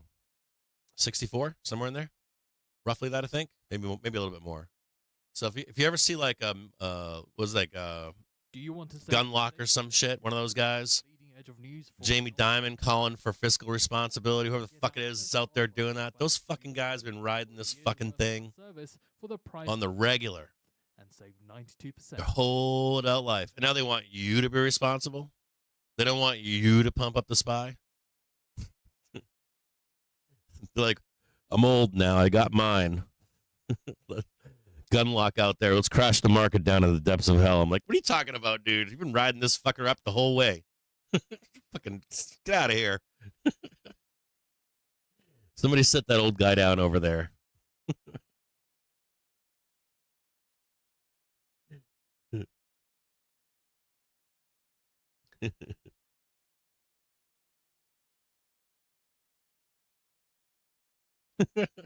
They go out there. All these old guys, they go on CNBC and they plead. You're like, I don't like people on welfare. I'm like, okay, what about those fucking old rich white guys? They go on to CNBC and they plead their case. I read a story this morning. When I first woke up, I read a story about the CEO of Peloton, right? Any of you guys that have been here since day fucking one, you guys know what I used to be on the show trying to short Peloton in the depths of hell. Fucking hated that company. Like, it was the company that I hated, like, outside of Nikola. That was, like, the one company that I was like, these fucking, they didn't reinvest. They didn't fucking make an outdoor bike. Then the balls of the CEO, I was reading a story about the CEO this morning, and the balls of him even this morning, we weren't able to make the shift. I'm like, my ass. There were bike companies they could have partnered with for outdoor cycling. Fucking simple. Make a Peloton bike for outside. Easy. That guy was worth at one point fucking billions. Billions. Squandered it all. All of it. Every last fucking dollar. I ain't got no goddamn sympathy for that guy. They get to go on CNBC and beg for money from you. Can you believe that? Do you get to do that? Do you get to go on CNBC and be like, I got cancer. Can I have some help? I lost my job. Can I have some help? Let me peddle my ohm to you. Meanwhile, you're out there like, some fucking person's like poor. No job, got laid off. Fuck that guy over there. But you let these guys go on CNBC and peddle their own. These are fucking multi-millionaires. Fuck you, money. You don't live like them. You're like, oh, I like that guy up there. Upstanding citizen right there. CEO of Peloton.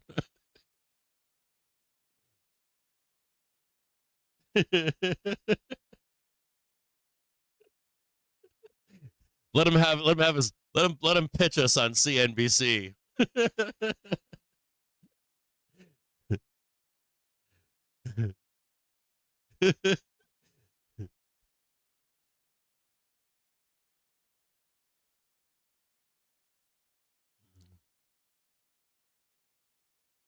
Yeah, I got the tick up here. Yeah, they made the new high. It made the new high. This tick right here, right at 1 past the hour. 2:01 it made the new high. Barely. It's like the tiniest tick. I just measured it. It's good. Or at least for the data. I have the full data plan from TradingView. Like whatever the best data plan is, that's what I pay for. So I don't know. That's what my data is telling me. I know that the data can be like different platforms, or maybe the data plan you have. You guys know that there's like I think there's what, 3 exchanges in the U.S. Don't quote me on this. I think there's like 3 U.S. exchanges, and there's a couple in Europe, and I think there's one in Asia as well. So I don't know if your exchange, you get the same data as I do. Everybody gets different data.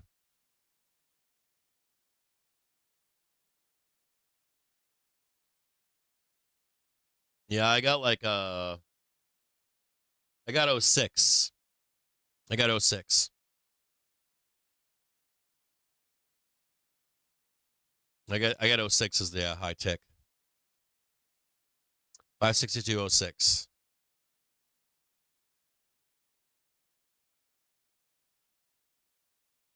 Yeah, Piton like blew my face off. I'm like, and it was like you don't need to be a rocket scientist either about Piton. Like, okay, you've got all these stay-at-home people. They all love your shit. Like, we all know they're going back to work. We all know that they don't want to be locked up anymore. They did what they're supposed to do, right? What did they ask us to do? They said, stay home. They said, stay home, mask up. We can't handle everyone getting sick at once. I'm like, okay, cool, we can do that, right? Some of you couldn't. Some of you could. So we masked up. We made our little circle of friends in our neighborhoods and shit, and we stayed at home, right? But you know that as soon as that gig was up, everybody was like, fuck this, get me out of the house, right? I need to touch some goddamn grass. So we did that. So you know that the Piton crowd is not going to want to sit at home anymore and ride a bicycle. They're going to want to go outside and ride a bicycle, right? It's fairly easy. It was like take the money and run. That's my assumption is they could have invested in some kind of out and about thing for people when they finally get out of their homes, and they didn't. And it was fairly easy. So it's like a money grab. And that guy today was interviewed today, and like he was like begging. And I was like, fuck this guy. I was like, this guy had millions of dollars. Could have bought any bike manufacturer in the world. He literally could have went to Asia. There's a company called Bikes Direct. They sell name brand bikes without the label, but it's an actual like specialized bike. It's got everything but the label. There's like factories in China that build a lot of these name brand bikes that you see high end. There's not a lot of like hand built bikes anymore. If any of you guys ride bikes, you know this, right? It's very rare to see a handmade bike anymore in the U.S. They have them. They're just not many of them. They could have went right to China and been like, I want you to build me a bike that's high end for like $5,000 or $10,000. These fucking people would have bought all those goddamn bikes. I want you to build me a little screen that's got our Piton, workout video with your favorite GPS mountain bike trail. Boom, done. I want the middle-aged, slightly chubby belly guy and his buddies to be able to hook up.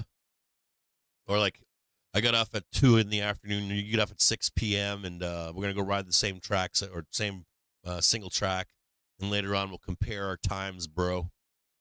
Fairly easy. Yeah, white label manufacturers. That's what they're called, right?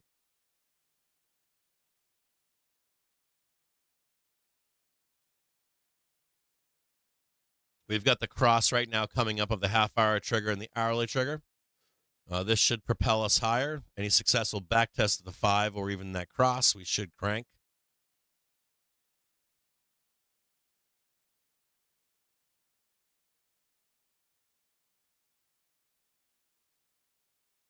Yeah, they could have done that too, right? They could have like There's a bunch of shit they could have done, right? They could have had like a studio, like a workout club, launched like a workout club, a Piton workout club, right? You get your Piton bike, you ride it down to your local club, and they have like coffees and juices, and you show up there and meet up with all the friends that you met when you were locked up. You know, there's like a bunch of shit that company could have done for their user base. You guys remember in the stream, I used to be like, that shit's going to be in Walmart one day.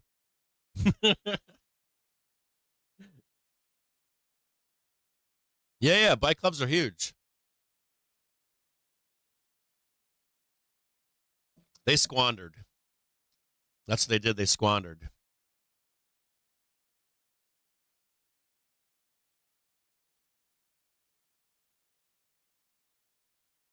Yeah, the Piton jokes were great. And I didn't even, I never got a Piton. I ended up getting an exercise bike. And then like, seriously, I got an exercise bike and then I put an iPad up on it. And I downloaded the fucking videos. And I would play the videos. Seriously. I think the whole setup cost me like, I don't know, maybe $500 to $1,000, something like that. I was like, I ain't buying that shit. My friends all bought them though.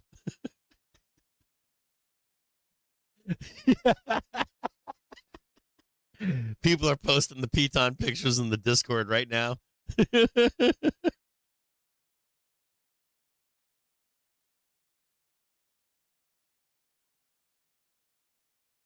Oh yeah, baby.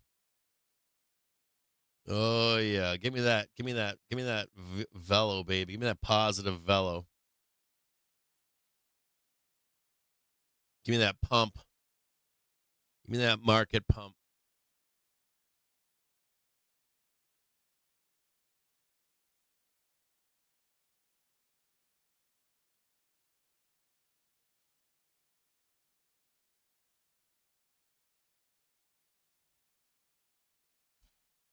Thanks, Shaq. I appreciate it, brother. It's you too, man.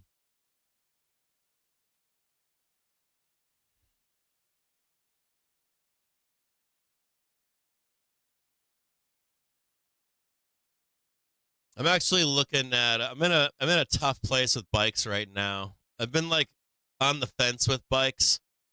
Um, like I want a electric bike. Like I don't want it to be overbuilt and I don't want it to be underbuilt. I was thinking about getting a new mountain bike for the Ragbri. I didn't do the Ragbri this year. The route sucked. It was like the worst route. I'm like, I ain't doing this. I'll wait till next year. Like I'm not doing the southern route through Iowa. I want like a mid Iowa or a northern Iowa route. I think they supposedly I heard rumors that they did the southern route to like so I think the 50th or I don't know maybe the 100th anniversary was 2 years ago, and they had a bunch of people come out for that route.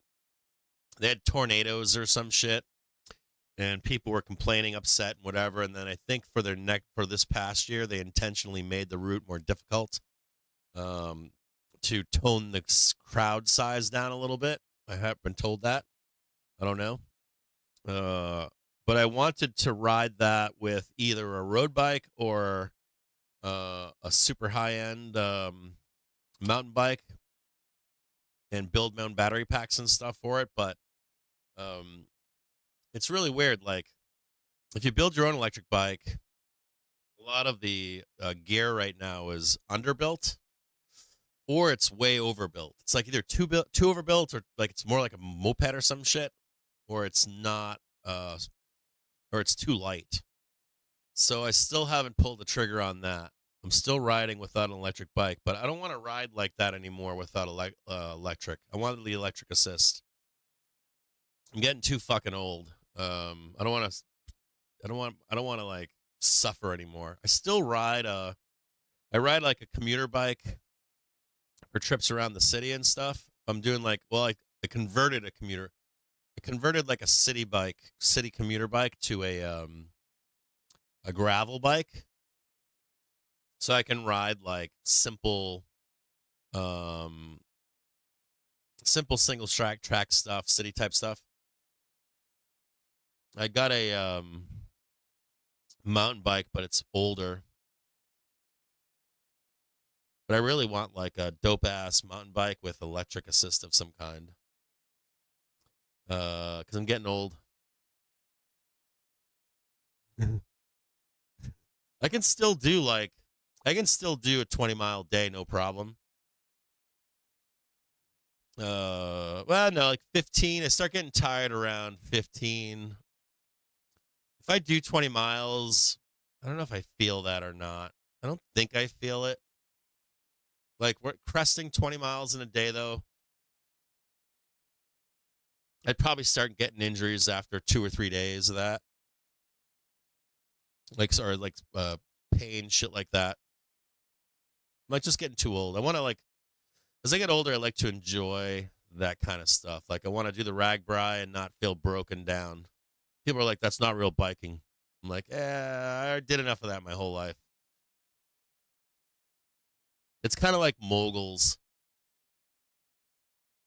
Like, I'll hit moguls like once. Like, if I go out west or some shit, like if I go skiing out west, like I'll just ski backcountry, powder, all that kind of shit, trees, I don't care. But like the last time I went skiing out west, I went and did some mogul skiing one day. And I was done. Like, my wife the next day was like, we're going skiing today, you ready? And I'm like, I can't move. I'm like, I'm all fucked up.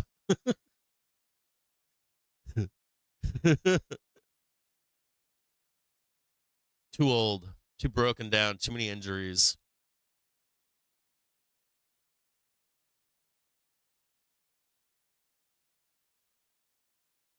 Yeah, I want a nice travel. I want a nice, like, I want more travel. I have got full suspension right now, but I want like a dope ass trail bike. But I need it to be light. Like, I don't want it to be a heavy fucking bomber downhill bike or anything like that. If you guys ride mountain bikes, you might know what I'm talking about. I really, as I'm getting older, I love like loop-de-loop, roundabout, single track. Fucking love it. Back and forth, up and down, round and round. Some little stuff here and there. Jumps, okay. Don't like a bunch of it, but I'll take some of it. A little bit of downhill here and there, a little bit of pumping.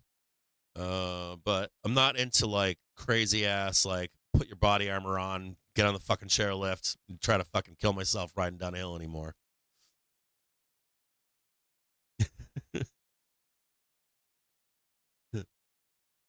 Watch out here, they're trying to trap you. They could also do a quick liquidation break to the downside.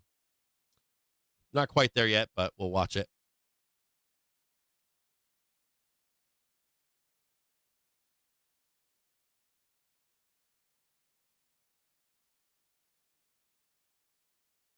There's the high tick right there.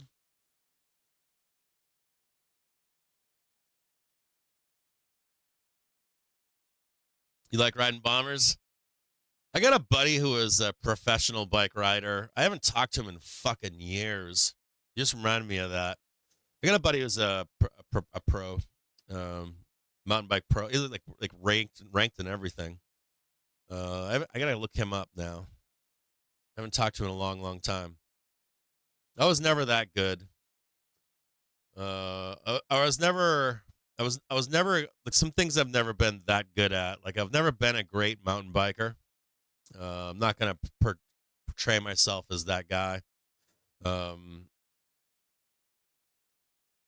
I'm more of like enjoy it kind of a mountain biker. I never found like road biking. I like it if it's controlled. I like more city biking than I do, or commuter biking, more than I do like road biking. I like there to be like places to stop. Bike packing maybe would be more credit card. You guys know what credit card biking is? Credit card biking is a fucking blast. If you've never done that before and you're not into biking, it's a fucking super cool thing to do. You, like, get some friends together and you get on like a trail a rail trail or something like that, or connected trails, and you go from like town to town. You go swimming. You go to like you walk main streets and stuff. Stay in Airbnbs or bed and breakfasts, or you camp by the side of the trail. Try to like line it up when there's like festivals going on and stuff. Like maybe a town's having, I don't know, an art and craft festival or something like that. It's a fucking blast. And the cool part is you got like maintenance along the way. And you make no plans, like we have to be here now or there then. So you just like buddy ride the whole entire thing, and whenever you're done, you have a sag wagon pick you up, a lift or something, and drives you right the fuck back to wherever you started biking. It's badass, a fucking blast. It's like an RVing for camping.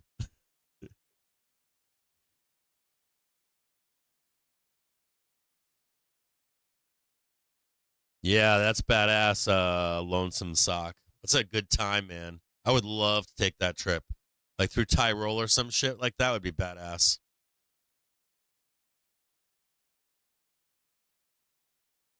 That must have been an epic fucking trip.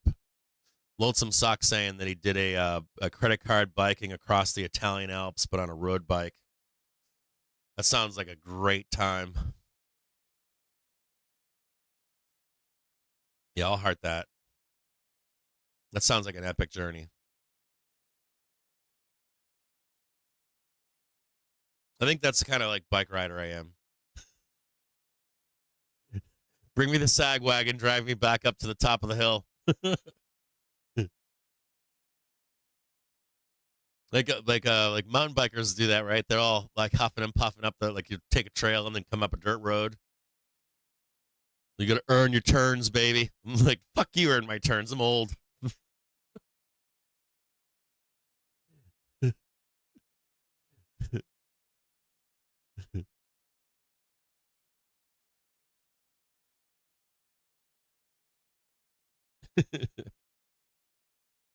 I'm an old fuck. I don't need to earn shit anymore.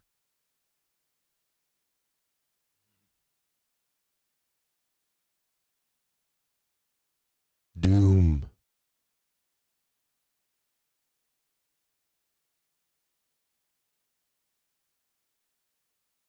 You have the bear playing on the 1 minute.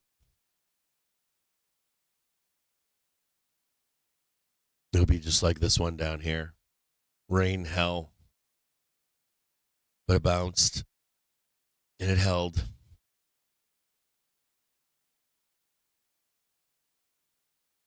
Bears dropping fucking stones up there. I can already envision it in my mind. He's just up there with big boulders like, you shall not pass. You're not allowed to pass. Why not? You don't have your ER yet. Like, we don't need no goddamn ER. We just need everybody thinking we're going to do that QE trade. That's all we need.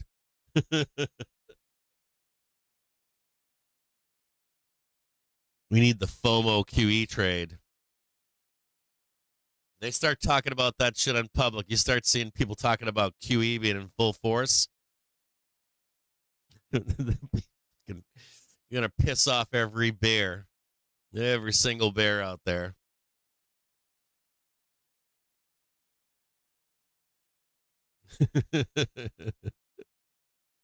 Did you hear we're risk on assets right now? The QE trade is on.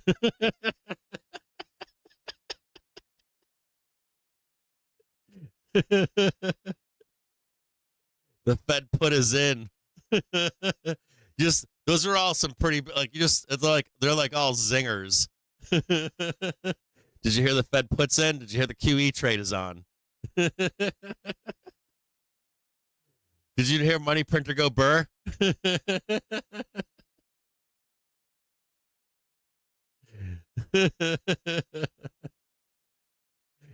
They're all like rage trading and shit.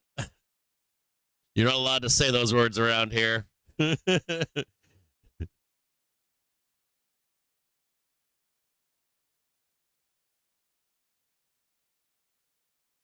Go on Twitter and say that. I dare you.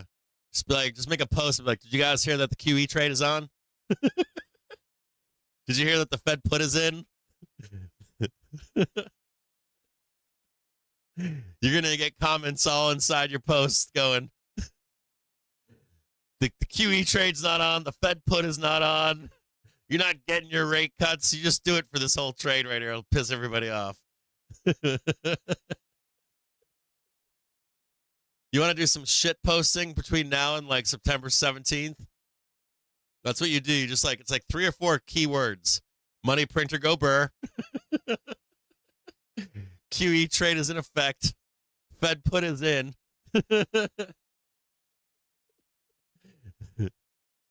That's it.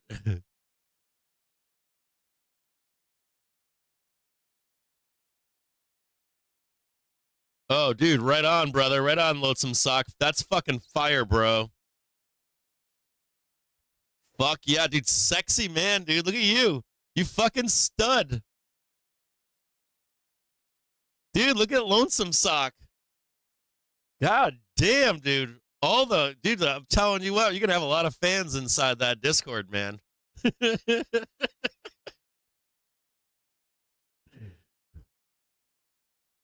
Fucking Lonesome Sock is selling bicep and shoulder pics. Fucking guns, bro. Jesus.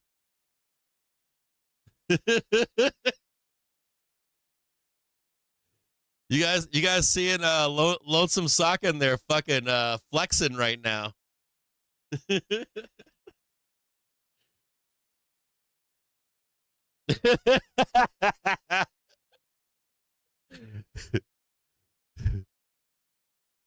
We need a lonesome sock fans channel in the Discord. Post your bike pics from across the Italian Alps, bro. You made me blush.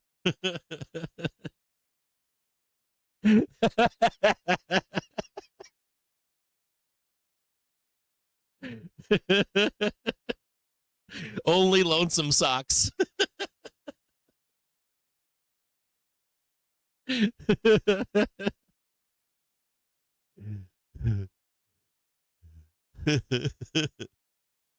I bet he shaves too. I bet he shaves his legs for more arrow. 9XWTF Dude, crude October futures only arrow socks. 3 cents a barrel, which is down $1.89 or 2 Bro, you get more arrow, right? All right, we'll drop this one. They got the new low down there. What's going on here? Then trap these fucking sellers in it tomorrow. We're hemming in the wrong side, aren't we? We're hemming in the sellers, aren't we? We're going to make them liquidity for us. Protect your trades from macro headline risk with Financial Juice Pro. Now only $99 a year. We need everybody bared up, right? Get as bared up as possible.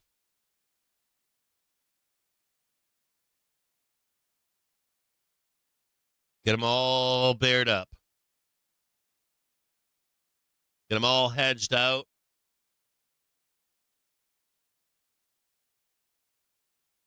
Get all the doom and gloom out there. Got traders all over the place out in public. They're all like, I'm so fucking bared up. I'm short everything. You're going to be the liquidity for that upside move, baby.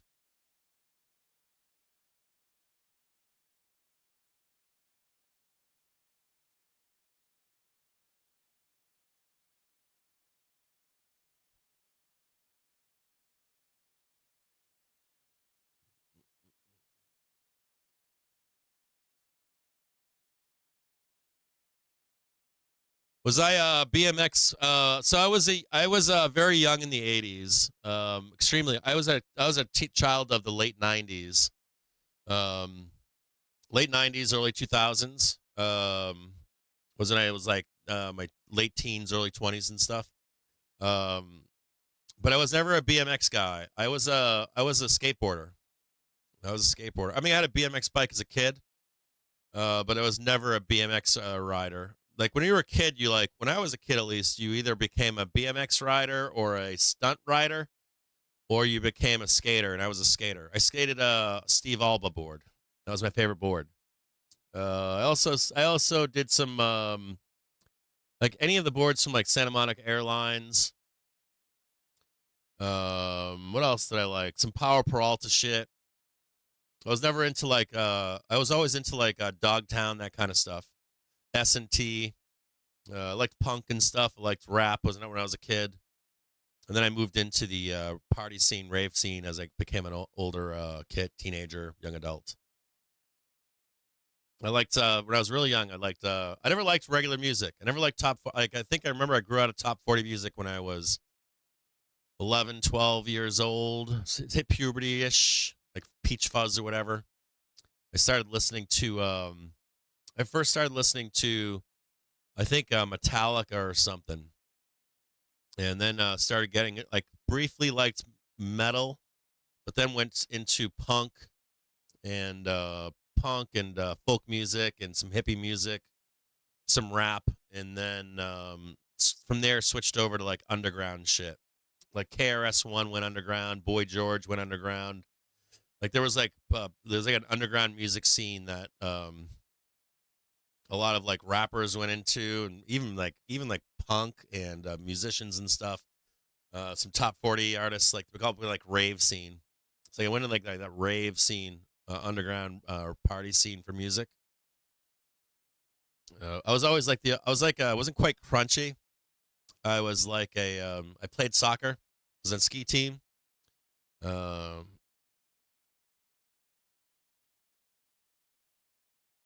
Soccer, ski team, that kind of stuff. I played some traditional sports when I was younger, but I was never, I didn't have I was like a late bloomer in my height. Like I'm 6'1" right now. Well, I think I'm like 6'1 and a half or something like that.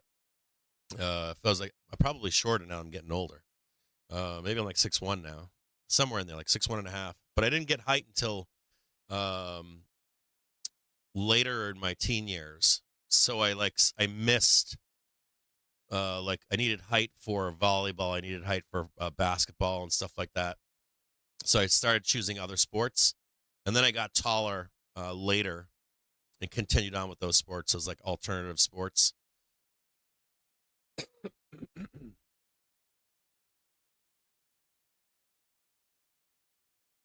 But I was always into like that alternative stuff. I liked skating. I liked street style, and I liked I didn't really like half pipes and stuff like that. I was a street skater. I never got into longboarding, any of that stuff. Like when longboarding came along, I kind of put my board down at that point. I was getting older too. You hit puberty and shit, and you get your first car, and you're like, okay, I'm gonna stop all that. Now, of course, skating, or not, of course, but like when I was in my like mid 30s, late 40s, all my friends started skating again, and especially out west, there's like skate parks everywhere. I never did that either. I was afraid that I'd fuck myself up, so I don't do that anymore. Some of that stuff I don't do anymore because it's too dangerous.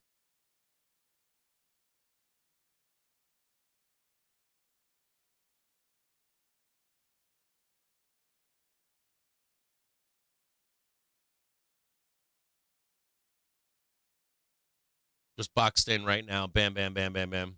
Barcoding. Yeah, I've seen him a few times. I've actually met him. DJ Logic used to hang out with him. There's a whole bunch of those guys I used to hang out with back in the day. I've seen some crazy artists, like 50 people, 100 people. It's all an industry now. It wasn't like that when I was in the scene. Like the scene was very organic. Matter of fact, I just went to. I haven't been back to Burning Man in a while. I go to regional burns. I think those are great still. I can't do Burning Man, I don't think, ever again. I talk about it to myself every year. It's a thing from the past. It's a relic. Coachella's like that now. I heard someone say Austin is like that, or like what do you call it in Austin? South by Southwest is like that. A lot of like big thing. We need something fresh. We need like fresh stuff. I went to an EDM festival recently, and I was like,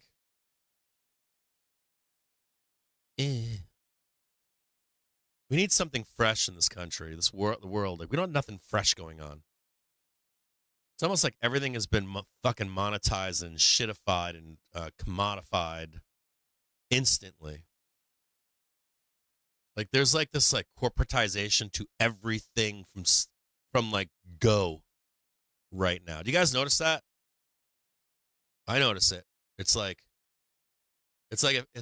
either been monetized and shitified and commodified, right? Or it's something that's like new and it's like instantly like that. You see it in music, right? Music's like that a lot right now. I don't know. It's really bizarre. It's almost like you can't have your own thing if you're young. It has to be like already and shitified.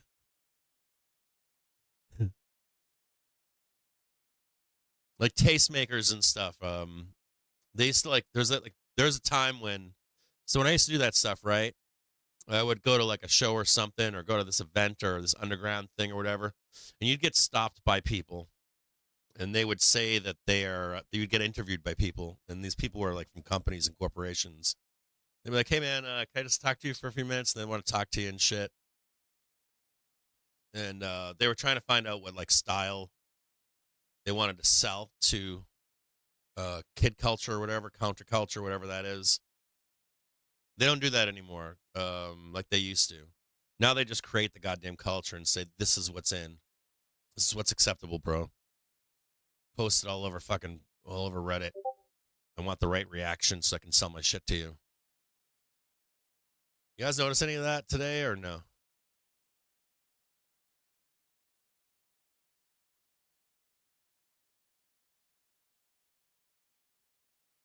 Oh, yeah. It was raining at Burning Man. I noticed that.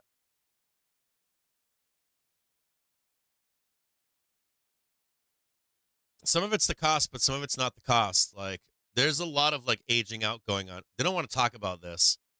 There's, like, an aging out process going on with Burning Man right now. When I was a kid, the first time I read about Burning Man was in GQ magazine. They were talking, or it was GQ or Penthouse, I can't remember. I think it was GQ, and then I read an article in Penthouse, maybe. I think that's when they first started moving it from the beach to the desert or some shit. Early mid 90s. Started learning about Burning Man. But there's a lot of aging out of Burning Man going on right now. People are just getting too old. It's changed significantly.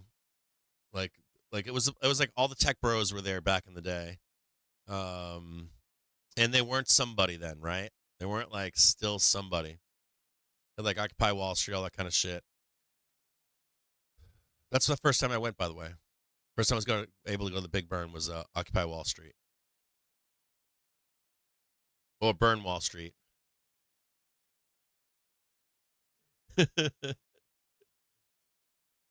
A long ass time ago. I'm getting fucking old.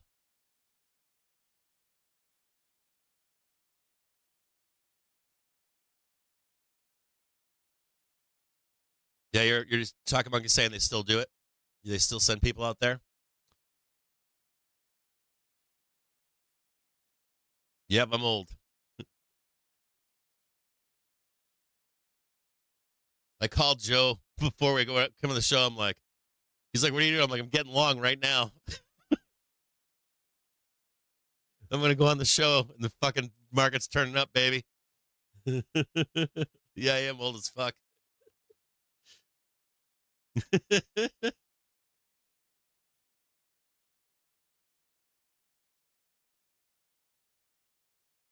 I'm getting old. Some of it's not. I mean, I guess there is some. I guess there is some organic stuff. Like anime, I guess, right? But that's been around forever. Like I used to watch Ninja Scrolls. I used to watch all the old school anime. But that's kind of been commodified, hasn't it? Anime has. My daughters love that shit. They love anime. My youngest, right, doesn't watch any cartoons from today. She watches like all anime. They love like Japanese culture, Vietnamese culture, Korean culture. My kids go out to eat all kinds of crazy ass food all the time. Matter of fact, anytime we go to like a traditional restaurant anymore, like a French restaurant or something, or Italian restaurant, we're like, it's kind of boring. Like, let's go over to the Korean place selling like, I don't know, sea urchin and shit.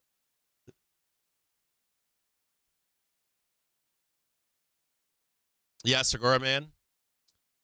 I don't know if no Segura Man was that Santa Fe. They have a Burning Man there, right? They do Burning Man in Santa Fe too. I think that's Santa Fe, but I'm not sure. My youngest daughter tried getting me to watch a show the other day, one of her anime shows. She's a preteen, and my youngest doesn't think I know anything about the culture, and so I'm sitting down. Of course, like I want to watch what she watches and be interested in what she's interested in. And the oldest daughter is like blushing and turning red, and I turn to the youngest and I go, "Are we watching a Weibo show?" And she's like turning beet red. No, Daddy. How do you know that, Daddy?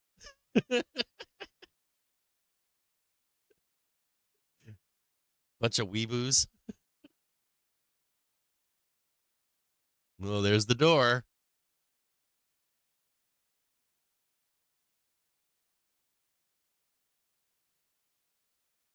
Oh, Roro. There's the doorway.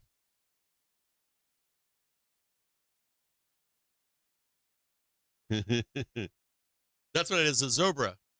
That's what Santa Fe is, a Zobra. Some of it's still kind of cool, like the guy that invented I used to hang out with the guy that invented Meow Wolf. He used to have a house in like Albuquerque. Long you know that you guys remember the place that burned in San Francisco? And the guy was a burner, and he had like a warehouse, and people had set up installations and stuff inside of there, and they all died. They had the doors locked and shit. People couldn't get out. There wasn't fire extinguishers. That guy was hooked up with all those guys. That Meow Wolf crew was all that. And to spot 3.1%. anyways, now Meow Wolf is everywhere, right? It's all over the fucking place. They're like part of like Maker Faire. All those guys are wrapped up with those guys and stuff. You guys remember Make Magazine? Those guys are all hooked up with Meow Wolf too. Do you want to stay up to date with the latest and be on the bleeding edge of news for non-farm payroll? Everybody's bearish, right? Sign up today and get Everybody bearish on YouTube? Everybody bearish on Twitter? Everybody all bared up out there? And save 92. Bet they're all fucking pissed right now.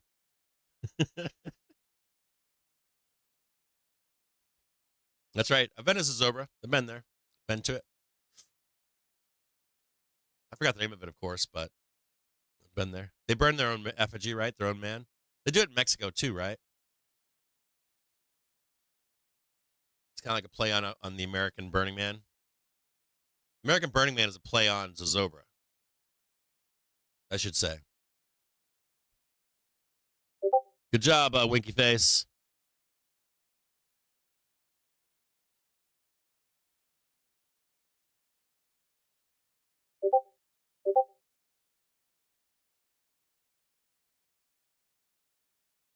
Yeah. Everything's commodified now. They're trying to commodify every goddamn little thing out there. I got a kick-ass. I got some great memes lined up for you guys. I've been collecting memes. I've been collecting memes for all-time highs, and I've been collecting memes for 600. I got like a whole repository of them. I'm gonna shit post the whole way up. I can't wait. Old school Jim James shit posting is going into effect here. You guys remember those days?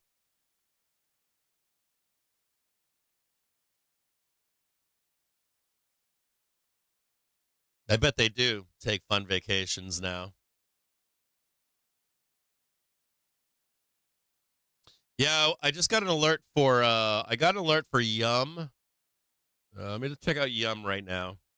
I got a list of I got a bunch of alerts that are starting to come through. I want to check out Yum too. Let's check out Yum and Sound. Oh, dude, look at that bad boy right there, baby. Look at that shit. Check this shit out. Who's out there watching me out there? Someone's out there watching me. Fucking hedge funds watching. The fuck went on down there? Look at that blast off down there.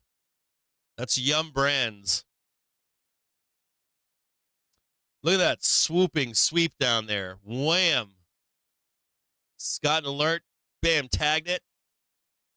Psst, just slapped the hourly trigger. Yum Brands. Successful back test of the daily trigger. We're waiting for this bad boy to come down. Watch this fucker break out here. It's going to be gorgeous. Gonna be gorgeous. Yum Brands setting up for a turn to the upside. Back testing its daily trigger right now. I've been waiting for this move to the downside. Now looking for a turn. This is just like Tesla, right?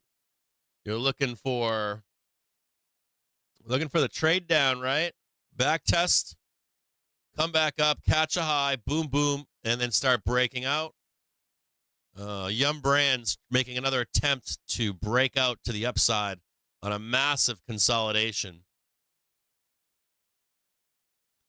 Next one, SOUN. Oh, yeah, baby.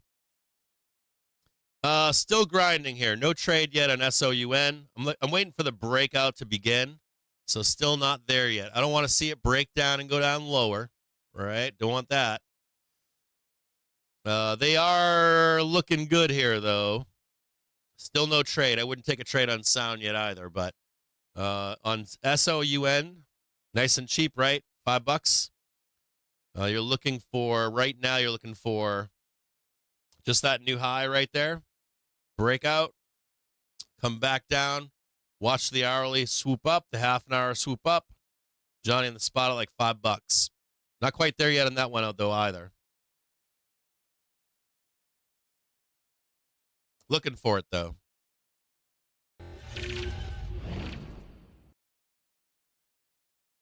I'm all dooming and glooming out here. Look at him. Revenge trading it.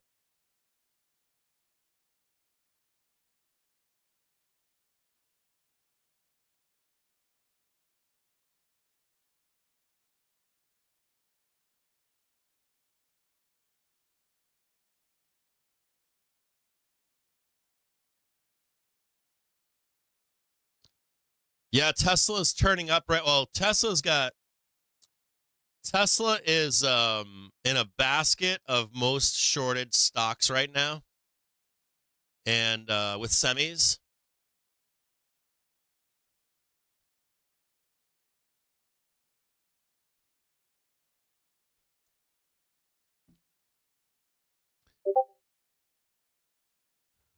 That's right, Yum.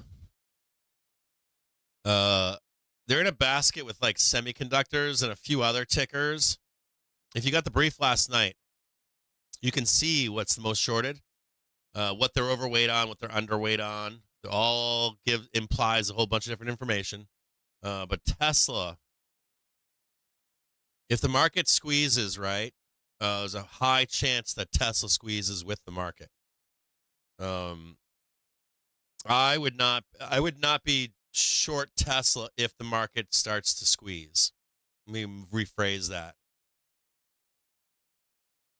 Tesla has a high probability of a major squeeze, like rip-facing rally. So, and there's a couple other things going on, like Tesla's starting to make new lows on daily velocity.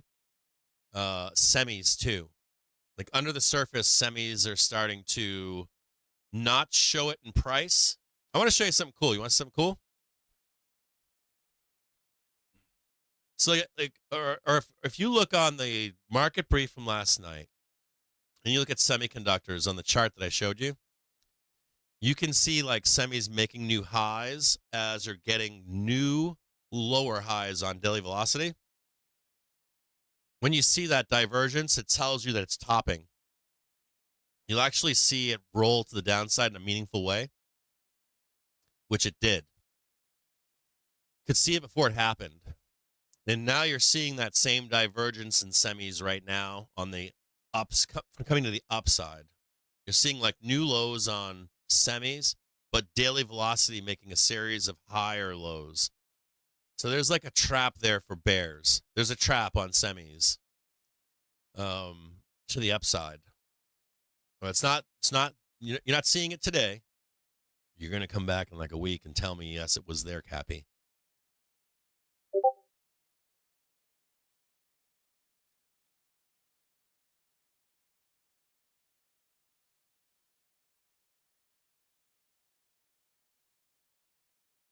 FX Tracer, you tweeted right on. I'll check you out, brother.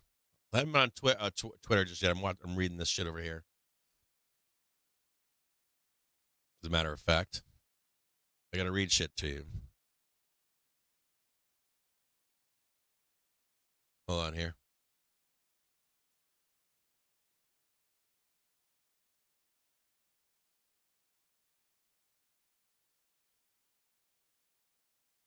Fed discount rate meeting minutes just came out. They're not bearish or not implied to be bearish. 2-year note auction not implied to be bearish. U.S. CBE consumer confidence the report this morning was kind of bearish. Walmart is planning to allow other merchants to use its fulfillment centers, according to Wall Street Journal. This move could enhance competitive position in the retail market, particularly against companies like Amazon. Mester, don't think the Fed is behind the curve. Don't support a 50 BPS rate cut out of the box. Yeah, they are behind the curve. You should say that shit. Say that shit on FinTwit too. So the Fed's behind the curve right now. McGilligot. I got another one for you here. You ready? One of my favorite traders out there, McGilligot. Gonna read this piece to you.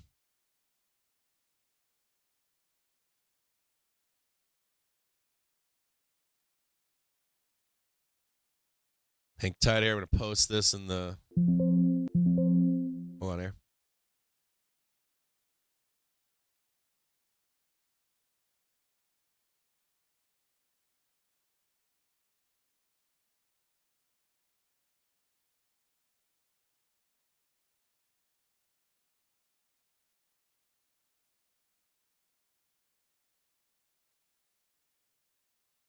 McGilligot, the thesis on long gold short USD trade. Do you know what that trade is? It's the long trade, right?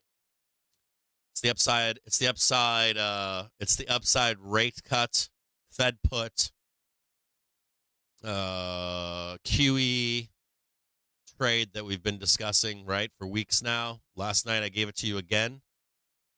McGilligot, the thesis on the long gold short USD trade is intellectually clear, as escalatory steps from here would be 1, a deeper Fed cutting cycle, or heaven help us, right? Fed buying of assets, duration, in the backdrop of a universe where we remain 2.6% on core PCE.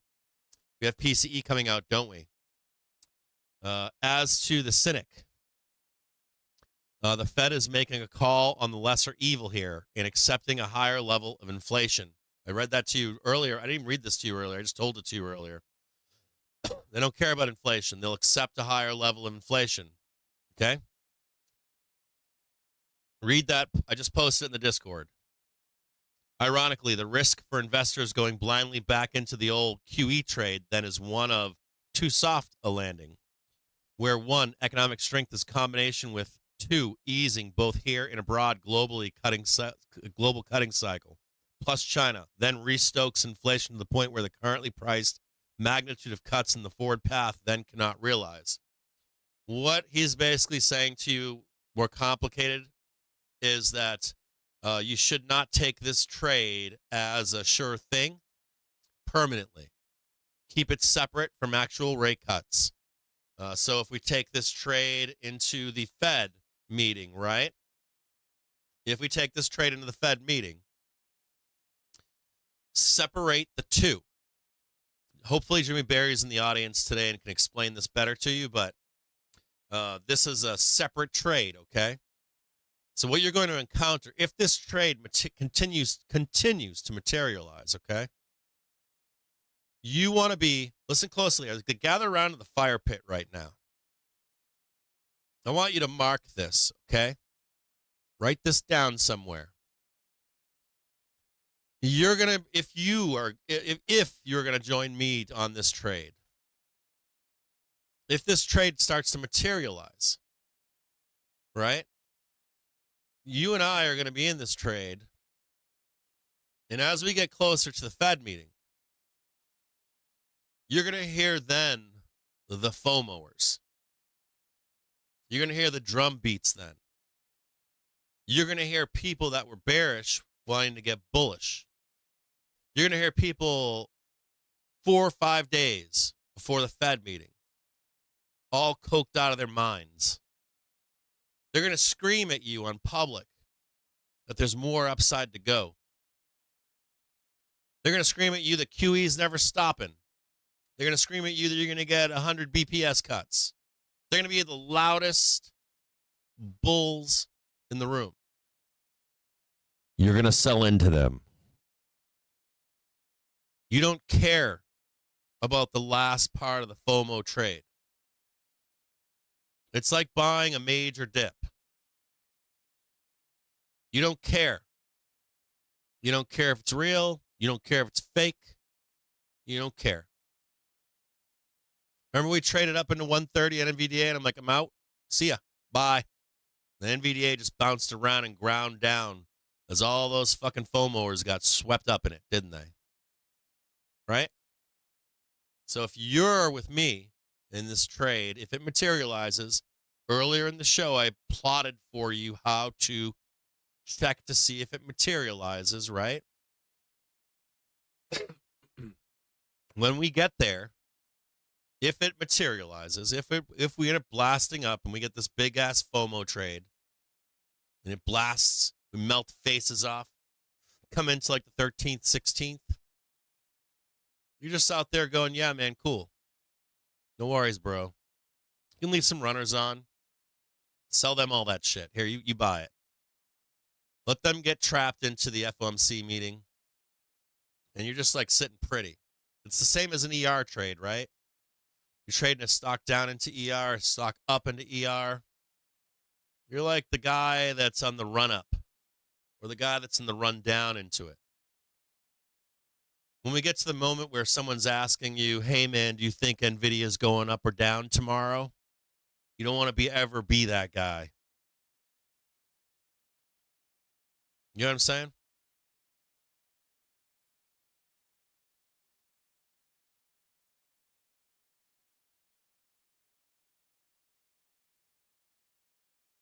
I don't care if the Fed cuts or doesn't cut.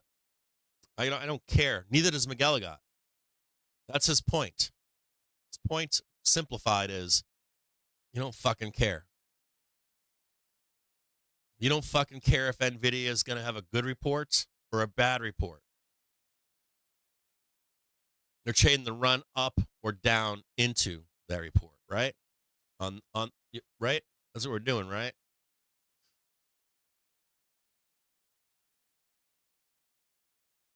Except for fucking Winky and Lily. In Boot Barn.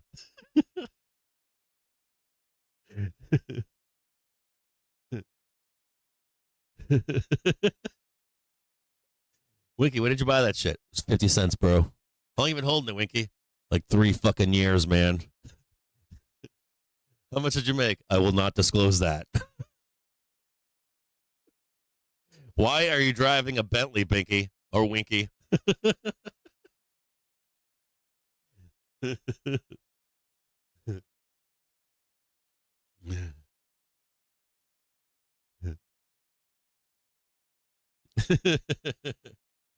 Diamonds are a girl's best friend. Diamond hands, baby. Winky, why are your hands look like fucking pure diamonds, bro? Winky's just like got the shaking fucking fist that's of diamonds.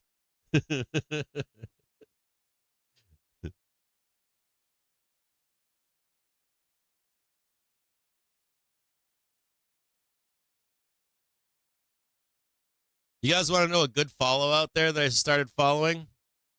Started following that guy. I got him now on my pro dashboard. The FinTwit _ bot. You guys following that guy yet, or what? Did you guys start following that guy? He's a badass. You guys think it's a real person or no? I think it's a drop account for someone famous. I don't know who it is, but he doesn't have a ton of followers. He's got 241 followers. That's it. His Twitter email. I don't want too many people to know who the fuck this guy is. I don't know who the fuck he is, but I think it's a real person. His account is at capital BOT, capital F, lowercase INTWIT. He's got 0 followers. Hold on here.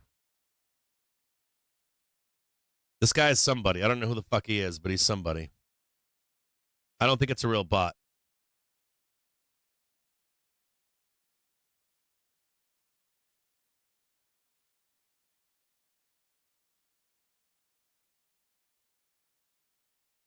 That guy right there. I just posted his handle inside the Discord. Find that guy on FinTwit and don't look at his profile. Go to his replies.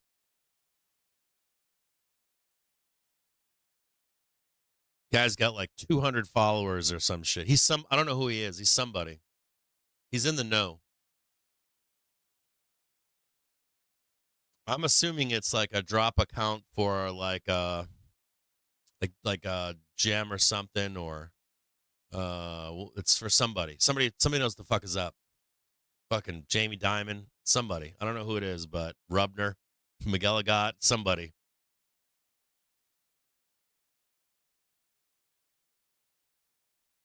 He's somebody.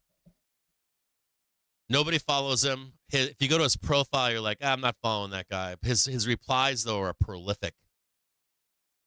And he's got fucking data. Like, that guy's got some sauce.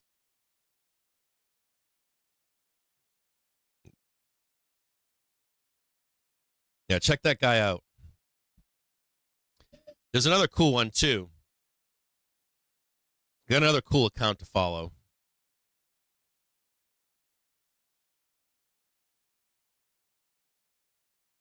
Follow this guy, too. I don't know how many followers this guy has. He's got 167 followers.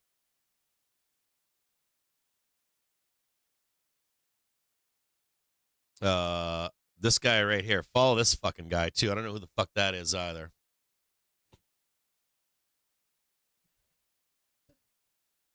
This guy's somebody, too. I don't know who he is either.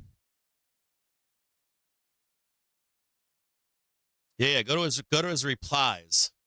If you like on the surface level, look at that bot guy. He tells people he's a bot, right? He ain't no fucking bot. That's a real person. He's trying to hide in plain sight. Not the Cocopelli guy, but the bot FinTwit guy. That's a real person. I don't know who the fuck that is, but that's somebody. That's somebody's drop account. Guaranteed. Not guaranteed. I'll give it like a 90% chance. If that's a real bot, if that FinTwit bot is actually a bot, it's one of the best I've seen.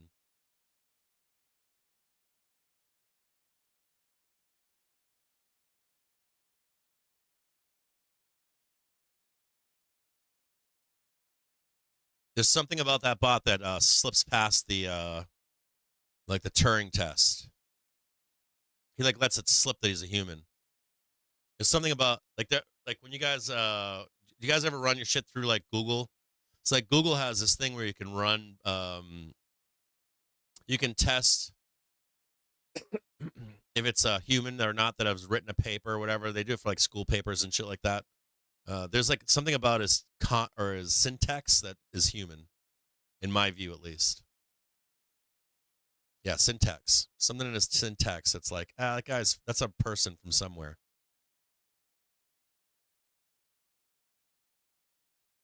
Totally worth the follow.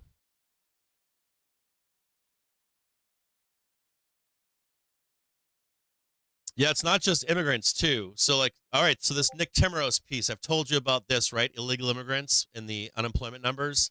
So this is going to start picking up traction. I've talked to you about this in the past. I got to give it to somebody specifically out there, the credit to somebody. Wolf Richter has been talking about this for a long time.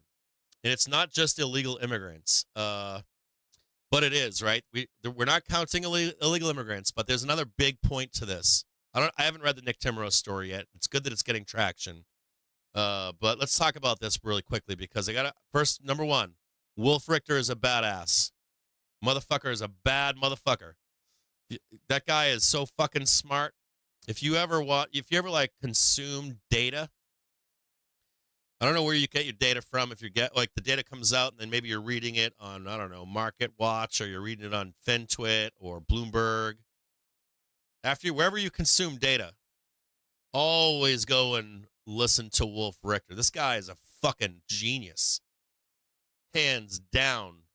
And he makes it easy to consume. And he's point blank. He doesn't fuck around. And read the comments on Wolf Richter's blog. That discussion, right, is where he will shit on you and dispel all of the regurgitating that we all do and shitpost on FinTwit. Like when you see people like regurgitating diarrhea, simplified diarrhea, he like just destroys it. That guy's been on this illegal immigrant thing for a period of time. But not only that, it's more extensive than that. In 2017-18, we changed a lot of our tax code to where a lot of people work as contracted workers today. So it's not just illegals. There's a bunch of people that work that are not employees today. You know that. I know that, right? They're not counted as well in our unemployment calculations. You are going to see, and Wolf Richter said this too. You are if the Fed picks up on this, and you see Timmeros now posting about this, right? Which means it's going to be now in the conversation. It's going to be in the zeitgeist right now, zeitgeist or whatever. They're going to tell you that you're going to see the Fed or Fed officials or whatever say, yeah, the unemployment numbers are, they could be improved or calculations could be better, buying themselves time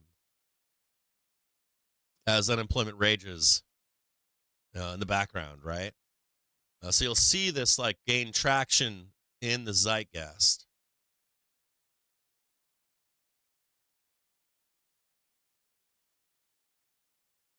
You guys remember I've been talking about this to you guys, right? About unemployment, illegal immigration. I talked to you even in stream before about the contracted workers not being counted.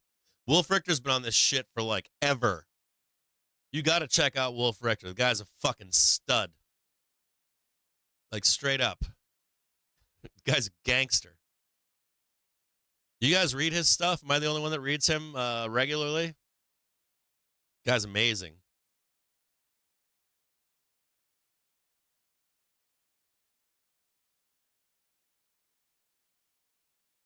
I have not read this Nick Timmeros piece yet. We already know about it. This discussion's been like ongoing past month or two with us, in briefs and on stream and stuff. Before Timmeros is addressing it. So, and Richter, I gotta give all credit to Richter. It all comes from Richter. And he's not like crazy, right wing or anything like that, conspiracy theorist. He's just plain about it. Like this is really going on.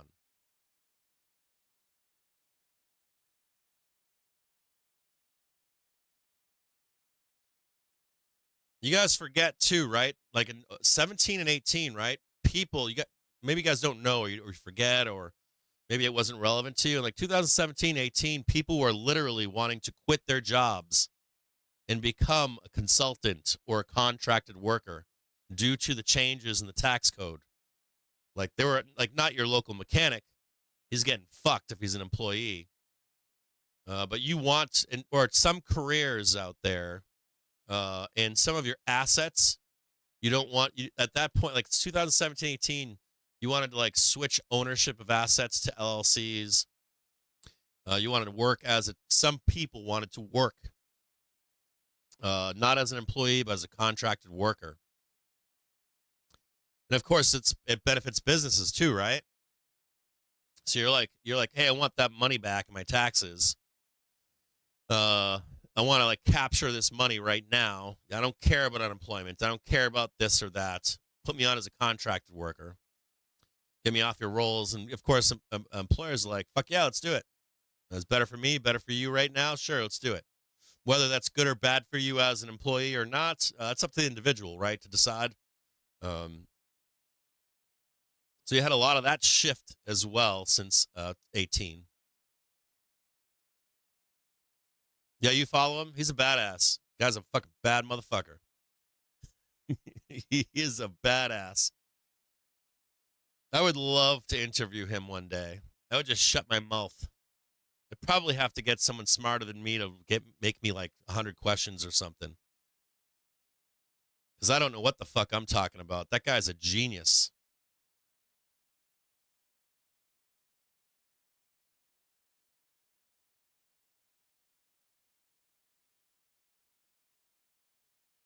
Yeah, Spicy Mikag is saying, I ran a tax firm. I know all about it. Remember when that shit changed? It was wild as fuck, right?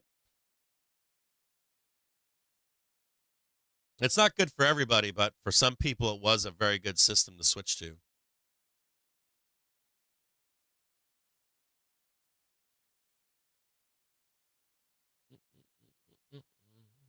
Have the Robin Hooders been kicked out yet or no? 3:15. What time did the Robin Hooders get kicked out? 3:30? Yeah, Spicy. I did the same thing, man. I switched over. I became I switched from normally like an employee for one company to contracting, job to job to job to job. 3:45 to get kicked out.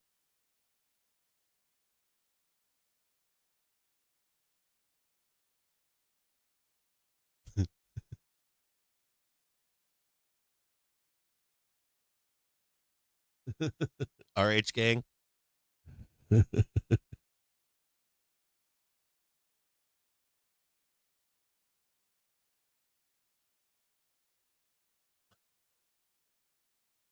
RH gang Audi 5000.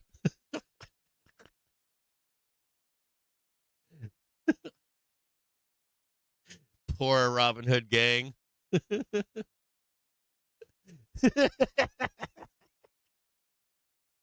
Robin Hood gang Audi 5000. Audi S&P 5000. Hold on.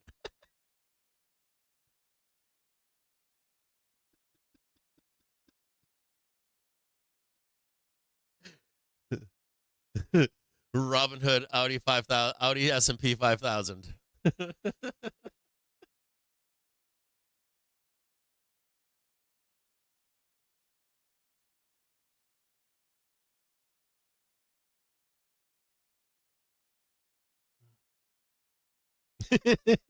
Robin Hood plebs.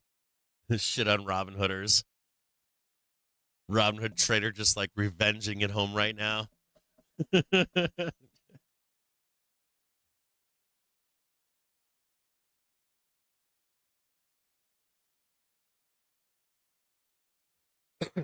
No shit, huh? You had a client once that ran a tax return. I heard the tax return places.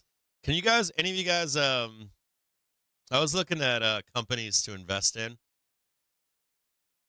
And tax return places came up. Is that real? Do they make bank? I've heard that's good money. Anybody out there test that?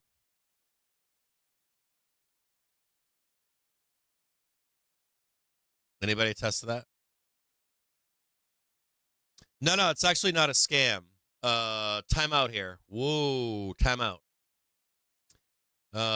So like, here's an example. I'll give you a prime example that is not true for everybody. So here's an example of this. I just watched this one guy. He's a mechanic. And so like he's an employee, right, of a auto shop. When the tax code changed in 1718, him as an employee cannot write off his tool purchases anymore. Mechanics spend $50, $100, $150,000 to become mechanics, right? When that tax code changed, that mechanic at that point as an employee could no longer write that stuff off. If he would have become a 1099, he could write that stuff off. You're talking some major money. So my point here is that there are some professions that did very well switching to a 1099. In some professions, as those tax codes changed, they got fucked as employees. So agreed, it's not for everybody, but that's not for every profession. Some professions do very well under the 1099 plan. Usually, if you have costs associated that are high for yourself as an employee, does that make more sense, maybe?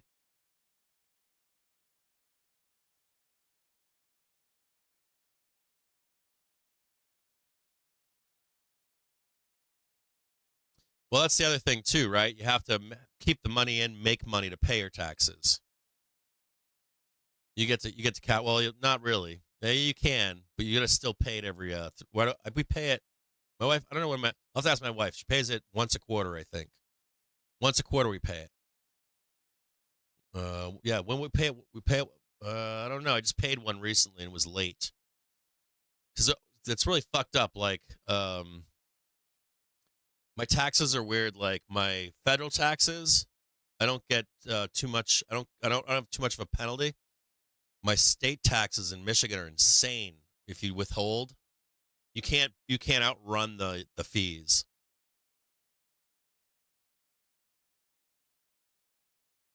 That's right, quarterly estimated taxes. That's what it's called.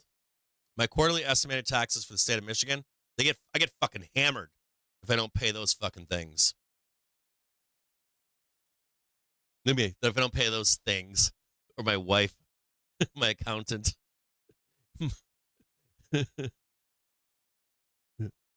My attorney. We should have seen my attorney yesterday. He's so mad at me. He's like, I tell you these things, and you just fucking don't do what I tell you to do. I draw it out in crayon for you. I'm like, I don't have any time, man. I don't have any fucking time. You don't have time to look at the tax code? I'm like, no, that's what I got you for.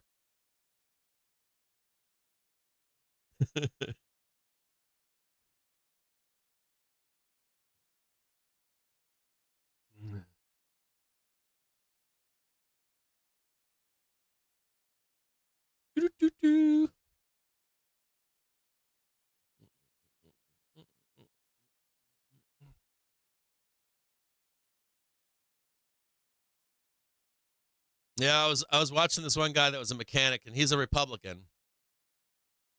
And he was like, I really want this changed as an employee. He's like, I'm kind of pissy about it. He's like, I'm getting fucked here on my tools. He like went through what he used to save on tools. It was pretty significant. It was a significant amount of money. He was mostly talking about how his conversation started was, he was like, look, you want to know why people aren't becoming mechanics? He's like, this is the reason. He's like, they can't fucking afford to. He's like, they can't buy $150,000 in goddamn tools. He's like, they get taxed, then they're buying the tools on the tax money, and then he was like showing. I'll try to find it if you guys want me to pull it up for you.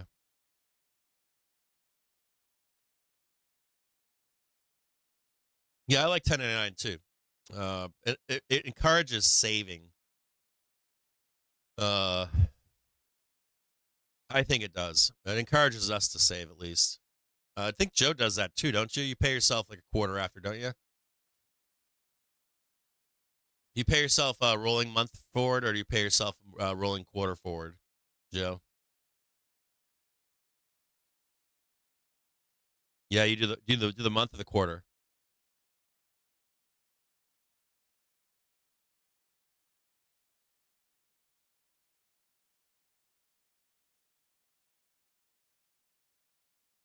It's kind of nice because when you want to spend some money, you can. That's what I like about it.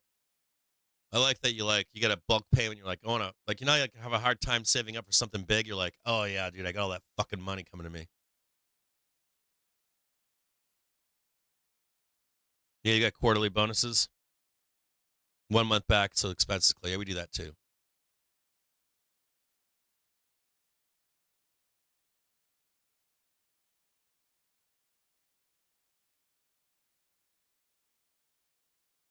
As maintenance at Frito-Lay, we got a tool allowance, and the Snap-on truck would pull up once a week.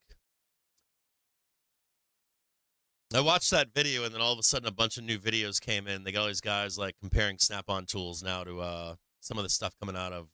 I guess there's a big stink right now going on with like Harbor Freight and Snap-on all over the interwebs. That popped. I watched that one video, and that was it. It's like now I'm like a mechanic. I kid you not. Like now my YouTube recommended is all about that shit. And they're like, I guess there's a lot of fighting going on because there's a Snap-on test where they take like a nylon rod and like turn two wrenches against each other. You guys know what I'm talking about? And they're saying that like every wrench out there fails, and now there's this new wrench from Harbor Freight that doesn't. White label Snap-on tools they're selling at Harbor Freight supposedly.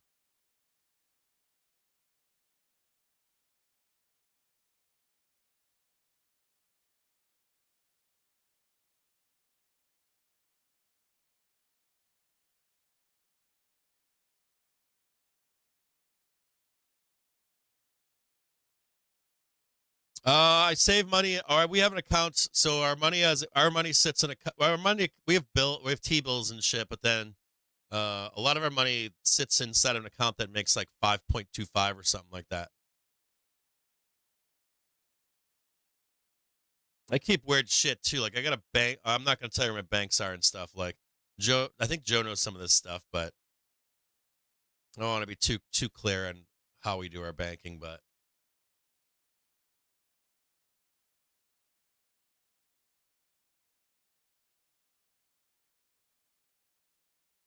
Yeah, I think that was true, Pink Bottles, but they're arguing that that's not the case. They're saying that, like, this past year, that, like, Harbor Freight shit is improving.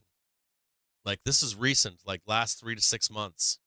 I think I'm in agreement with that, too, in Harbor Freight in general. But I guess recently, some of the stuff they've got out there is, like, new.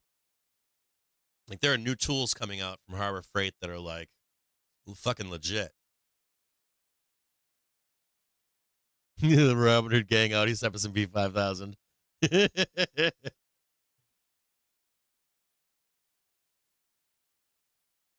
Yeah, I do.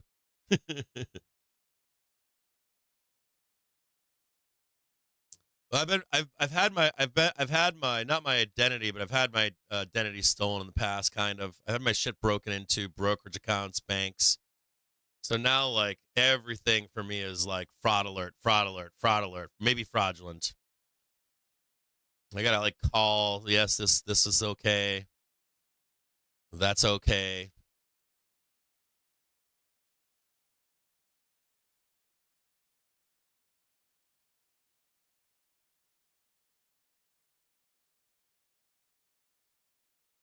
Are they gonna let us pass this time to the upside? Oh baby. Oh baby. Oh. Should I get the bull jams out? Oh. A little bit of yellow up there. Oh. Uh-oh. Whoa. I know there's someone that's short out there that's watching this price action. They're like, God damn it.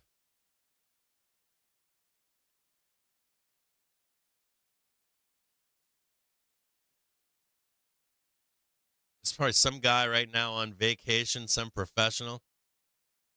Rubner says they're turning the levers back on long.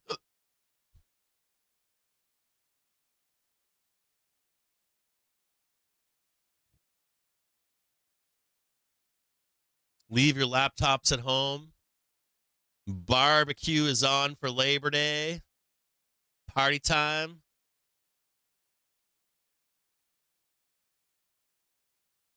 Professional traders allowed to spend some money in the market again.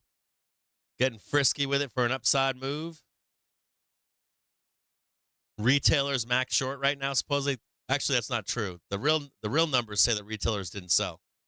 I haven't posted that for you guys, but the data says that retail traders are still long. Retailers never sold. Believe it or not. Fuckers are still long. Diamond hands out there, savages.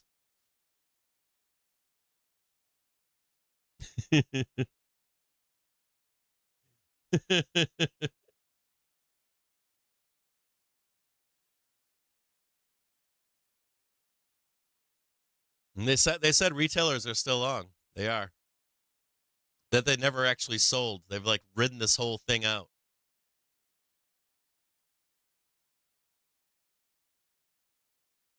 They got the out of office notices like you call Wall Street. Bring. I'm away now on vacation. I'll be back on Tuesday. Unless the sky is falling. Do not call me. I'm on a helicopter right now. I'm on my way to Fire Island right now.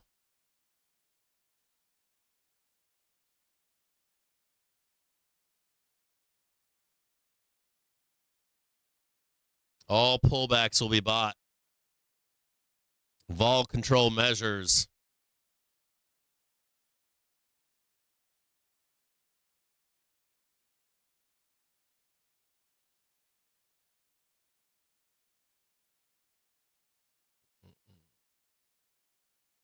All the FOMO is going to come out tomorrow for NVDA. All the pump is on already for NVDA. Pump is already fucking on. All the FOMOers. Check out NVDA right now. I was watching them earlier this morning.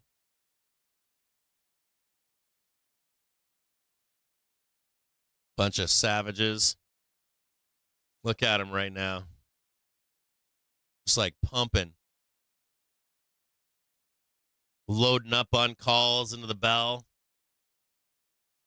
Got a 15 million people on Wall Street bets just slamming the buy button on calls.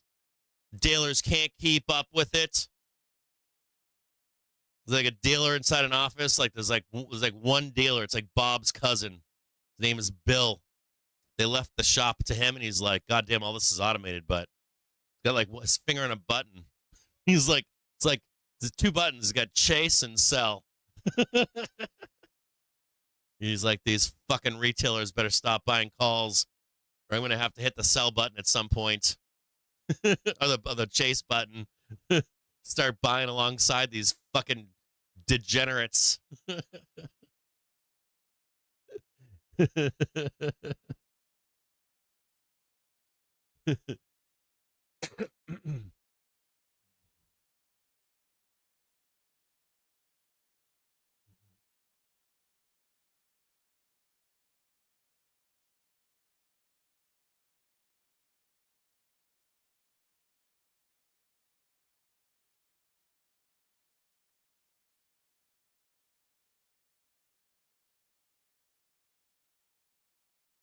What do you guys, let me ask you one last question. Do you think on NVDA's report, GDP, PCE, do you think that's like the last bullish volatility, right?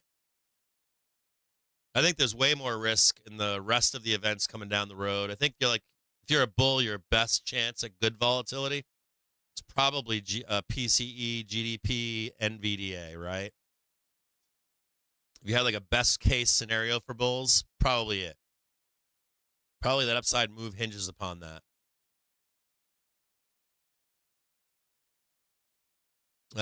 If we green bar it up, you think it's going to get crazy or no? I think we just hit all-time highs and turn around. That's what I think. Turn back around, and you're going to get faked out. They're going to slam into the daily trigger, and then we're going to make the run up higher. That's what I think happens.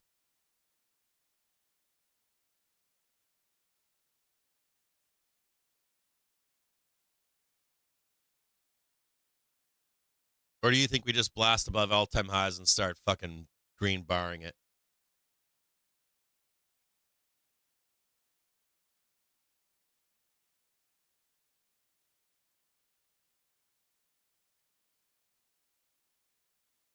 I was reading some kind of like last night. I had access to some white papers last night, like full white papers. They were saying they're going to guide them the fuck up. They're going to have blowout earnings, or the expectation behind the scenes is not only they get blowout earnings, but they're going to guide higher.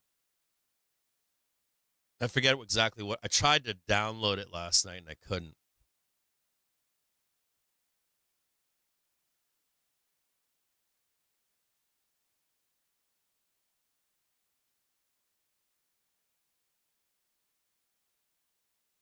There's like a quiet on it because I hear that like the guidance is like the biggest thing everybody's watching for. Everything I've read is like, oh, guidance, guidance, guidance. But then the shit that I was reading last night, I was like, no fucking way, man. They're going to guide big time. It would be a huge disappointment if they don't. I think that's where the real money is. The real money is on that big guiding up, not down.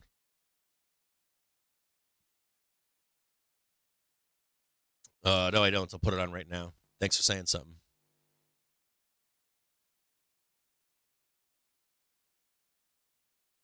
Thanks, brother. Thanks, Arnold. Hey, man, I read your DM last night, brother. See, man.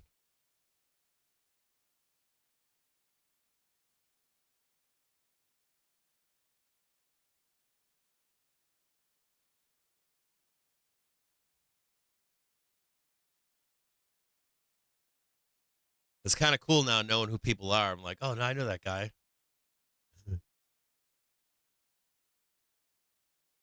That's our secret.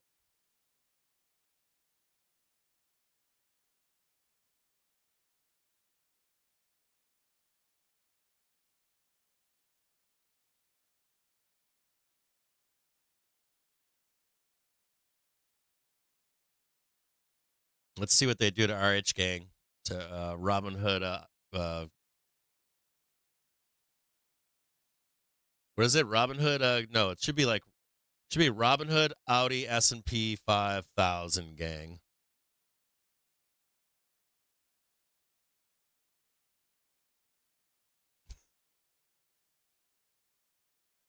Robin Hood.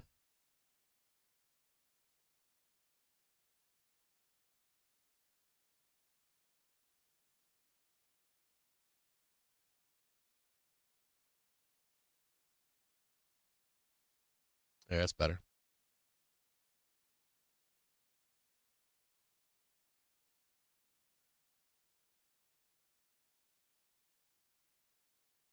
You guys should be reading that market brief because I list all the companies that they're overweight on, they're short on, that they're underweight on. Last night's brief, there was a graphic that showed all of the Mag 7 stocks and a bunch of other surrounding stocks.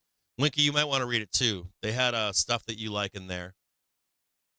Talking about what they're overweight, underweight, short, all that stuff. Some of those shorts are a little long in the tooth.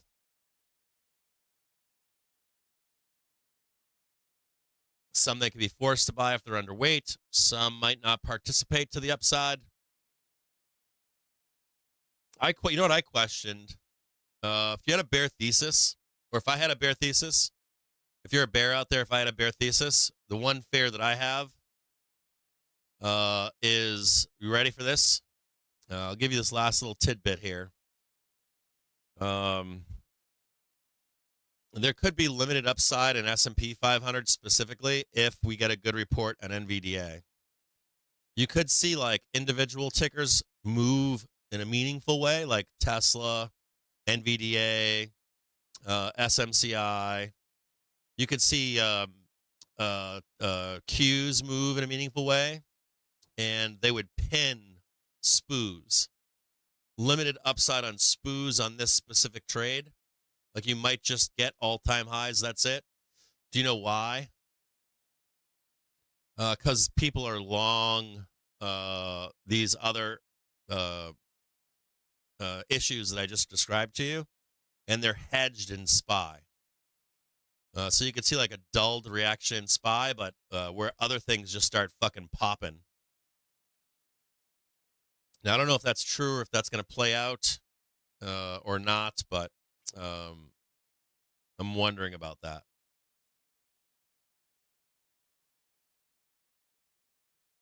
Anyone else thinking about that or no? Am I the only one thinking that?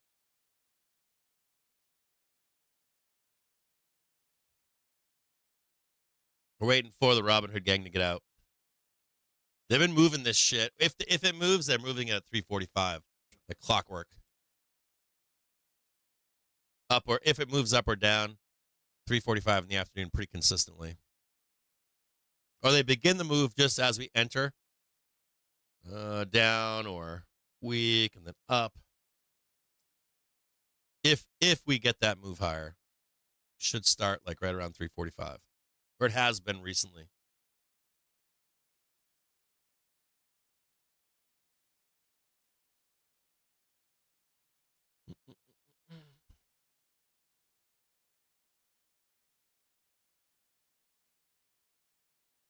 I'm long into Friday.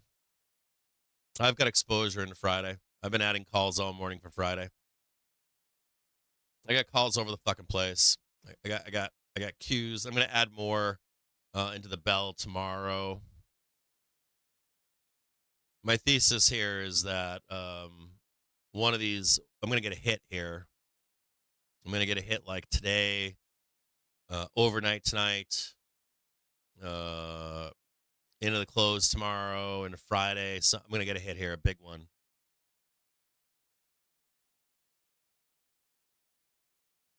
I got upside sell stops. I'm ready to rock. Like, I'm ready to do this. I'm ready to make some money. Any fucking lows. Any lows between now and Friday. Unless we have like a bad report or something, we bloodbath it down or something stupid. You got bad ER, bad GDP, whatever.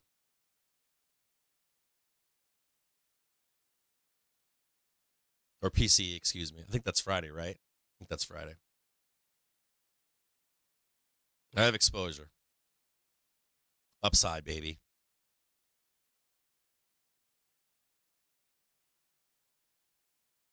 Yeah, there was like an NVDA trade. Maybe Winky could describe it better, but like NVIDIA, was that February or March report or something like that? They were pinned, and then like 2 days later, 3 days later, it fucking mooned. I wonder, someone brought that up last night on Public, and I was like, yeah, that's possible. I think that is possible. What you would see would be like, let's say everybody's max short, and everything is like everything is like fucking rock star. They're just like, hold on a second, I want to get out of my short, and then we can let the market move higher. We can price all this in now that I'm not going to implode. There's some part of that.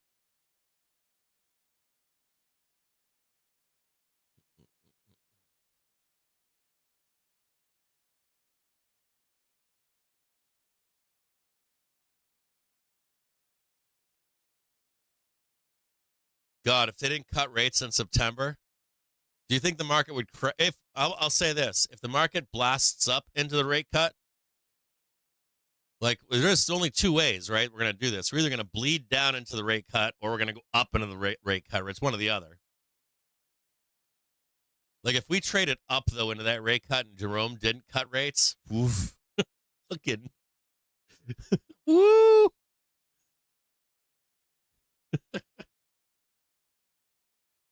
God, that red bar. Oh man. You think we dropped 20% maybe?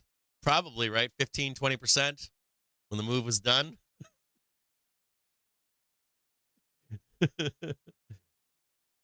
we got the inverse Jackson's Hole trade, right? Like the Jackson Hole 2022 trade, it was what? Down 17%, tip to or snout to tail. Now we're trying to trade the inverse of that in this Jackson Hole to the upside. Then they just rip us down fucking 20%. Fuck.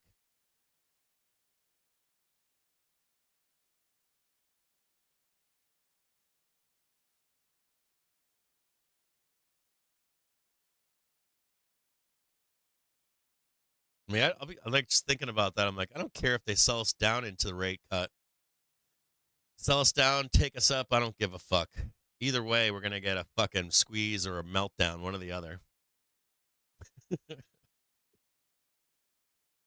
That shit's going to be fucking fire. That fucking rate cut meeting is going to be fucking, that's going to be the goddamn talk of the fucking town. Do you guys remember that one time when, remember that one time when they did an emergency rate increase and like Trump was like long the market and the market just blasted down? Him and a bunch of other fucking like big time people on Wall Street and shit were like, you could tell that they had exposure. They got fucked. Do you guys remember that shit? It was like right in the middle of a Senate hearing or some shit.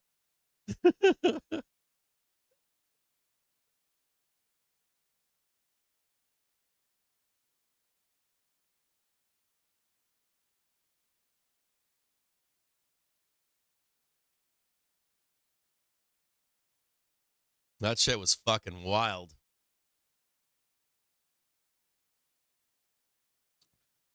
3:45. Let's see if we got a move now. Robin Hooders are now closing out. We got half an hour. We got 15 minutes in RTH and 15 minutes in AH.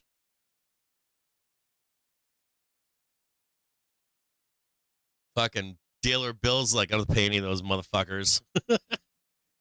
Honey, I got the water slide. Put diamonds all over it. Bill's texting all his buddies on Fire Island right now. He's got the finger on the chase button.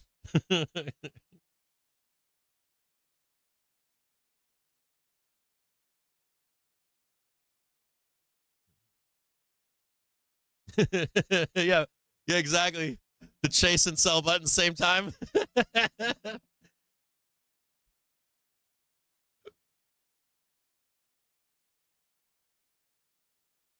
Bill, what are you doing? Somebody get Bob on the line. Break down the door. Did you guys see Prism the other day? And you guys follow Prism out there? He's somebody. He's a market maker or something. That's market maker. He's a dealer, I think. There's a guy on Finter. His name is Prism. And he made this like baller post about selling, hit the sell button or not. Like the news was good or some shit and the market ripped. Went straight fucking vertical. He's like, I think this post is like, takes finger off sell button.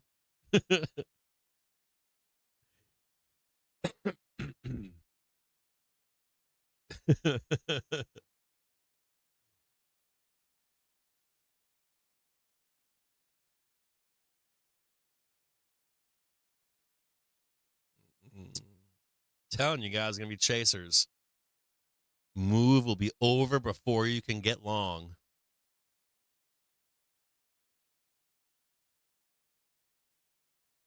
And then we'll sell into. That's what we'll do. That's what they'll do. That's what dealers will goddamn do.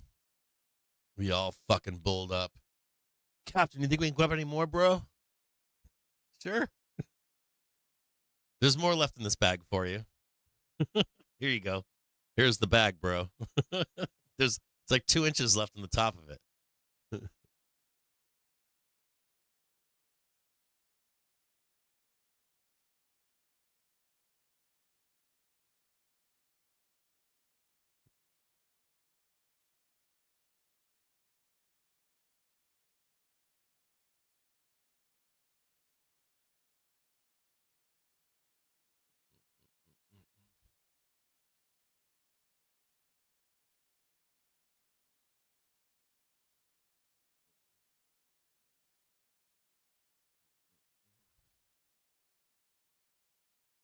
Yeah, I think I'm Damien. I think I'm out of market.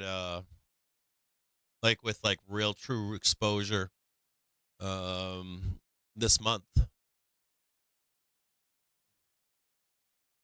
I was thinking about like hedging my positions, but I'd rather buy a low and then come back in like 27 or 28 or something. It's gonna suck having to chase it. If we like run this fucker hot into like 26, 27, it's gonna kind of suck.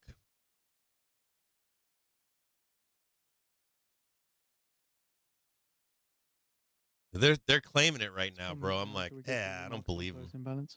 I think they're gonna look for the exit liquidity on the upside. Run the bubble trade, right? Everybody's all bulled up. Everybody thinks that we're all safe, and then fucking wham.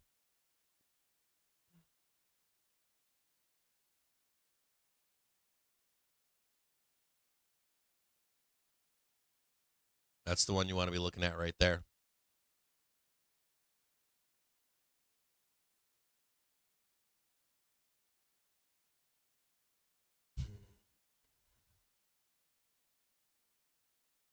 Remember that day, man. You need all these fucking people to think everything is fine, man. Remember that. You need like exuberance. The Fed saved market. Non-farm payrolls. Then sign up today and get our special offer of Financial Use Pro. Fed saved everything. For the price of 1 month and save 92%. Now to the market on closing balance. S&P 500, 980 million to the sell side. Nasdaq 100, 735 million to the sell side. Dow 30 stocks, 320 million to the sell side. And the Mag 7 stocks seeing 415 million to the sell side. You've got on Financial Juice the MOC imbalance. So I can get the numbers for you here. In just a second. MOC imbalance, S&P 500, minus 980 million, not a ton. You know we're looking for like the 5 or 10 billion or something, right? It's like 1.5 billion or something that Trader Podcast says. Nasdaq 100, minus 735 million. Dow Jones minus 320 million. Mag 7 minus 415 million. You guys know on major bottoms what we're looking for, right? I think it's 1.5 billion or more or something like that. Initial weakness on that MOC sell side. Yeah, I know it's Zeitgeist. I know I mispronounced it. I'm aware that I mispronounced it. I'm aware that I mispronounced it. It was slightly intentional. And slightly, I'm tired. One other note here. I got some housekeeping for you guys. I got some housekeeping I got to go through. Tomorrow morning, in the morning, I have I'm trying to close on some property in the morning. I have to do a closing tomorrow in the morning briefly, but then I'll be on stream by, I think, 11, 12 o'clock, something similar to today. But it's because I have to do this closing tomorrow. I meant to tell you this and I forgot. Is tomorrow the 28th? Yeah. So the 28th in the morning, I will not be available. Stream will be up. You'll get your market brief tonight. We got to talk about this real quick, okay? If you're watching the show. Some people know about this stuff, some don't. Some market brief, I've mentioned parts of this, but not all of it. So we're gonna go over it briefly right now before the end of the day. I have a closing tomorrow on some property. I have to be there for it. It should be fast, unless there's anything fucked up or whatever. Should be passing some papers and I'm done. There shouldn't be any problems. Everything is good to go, supposedly. So I have to pass some papers tomorrow in the morning. Some other things, some key things you need to know, okay? What are the other key things? There's a couple other things. I am scheduled to leave for vacation Thursday morning. The stream will be up Thursday and Friday. I want you to know that if anything terrible happens in the market, terrible, I will not leave and go on vacation. I will stay with you to the bitter end on Friday. I will delay my weekend, and I will stay here with you Thursday and Friday if there's any kind of like horror show. If the market fails to print anything, like some stupid, right, where we have to suffer into Friday, I might still be here. Possible. 50-50 on that. If I'm not here and it's like we're waiting for a print on Friday or something, I'll at least update you that I've closed or something like that, okay? So depending upon the variables into tomorrow, Thursday, and Friday, I may or may not be here. But I won't leave you hanging if like the market starts burning. We're down 100 fucking points in like one day. They crash everything. Any of that stuff, I'll be here with you through it all. So I want you to be aware of that. Now, if the market moons or some shit like that, I'm out. I gotta go. I really need a week vacation. I need like 5 vacation days in a row. And the reason for it is because I haven't seen my wife and kids. I haven't seen a lot of my children towards the end of summer. They're going back to school right now. I also need to recharge for what's coming. We have a very busy September, October. Whether we're going to be mooning into the rate decision, whether we're going to be crashing, whether we're going to have a seasonal low, regardless of whatever that outcome is, it's going to take a lot of, I'm assuming it's going to take a lot of like new data, day in, day out stuff. We have to watch out for this. We got that pitfall. We got that upside danger, that downside danger. I don't know where we crash, whatever it is, whatever nonsense they're going to throw away. September and October should be very busy. Should be.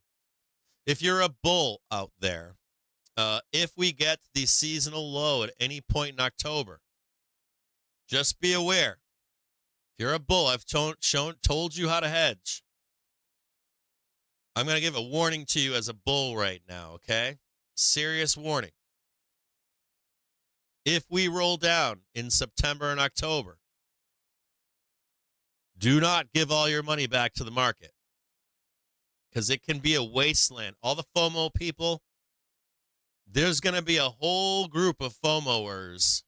Even if we moon into, let's say we moon into FOMC, they'll fucking be buying that top and they will give every dollar back into October, November. I assure you. We're going to have like dead soldiers everywhere, dead bodies everywhere. And they're going to tell you their story about how they fucked up the whole way from now into end of October, early November. People are going to get torched. Bears, bulls, you name it.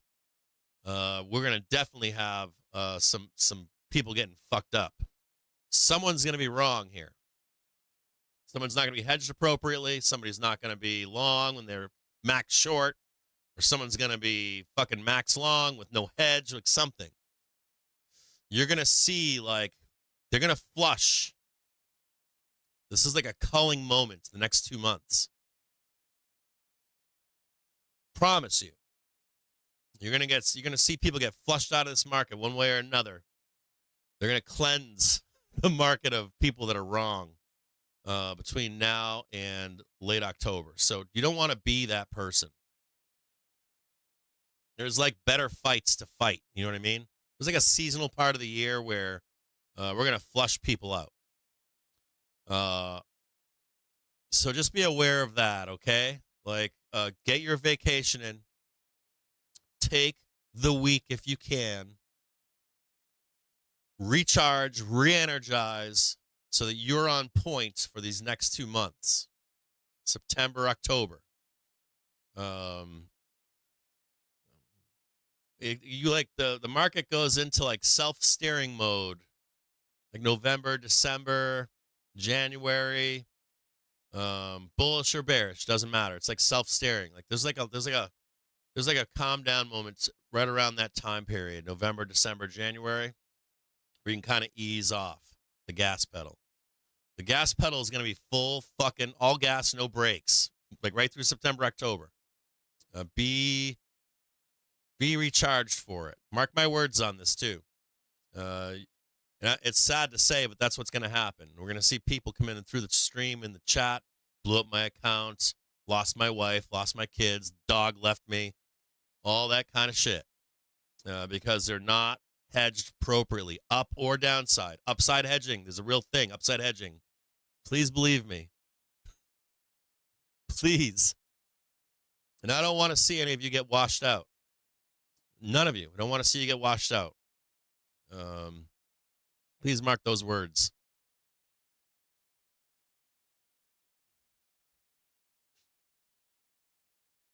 Yeah, anyways. So recharge your batteries. We're coming into Labor Day weekend. Try to take some time off, relax. Get out there, get the last summer days out there, beautiful days.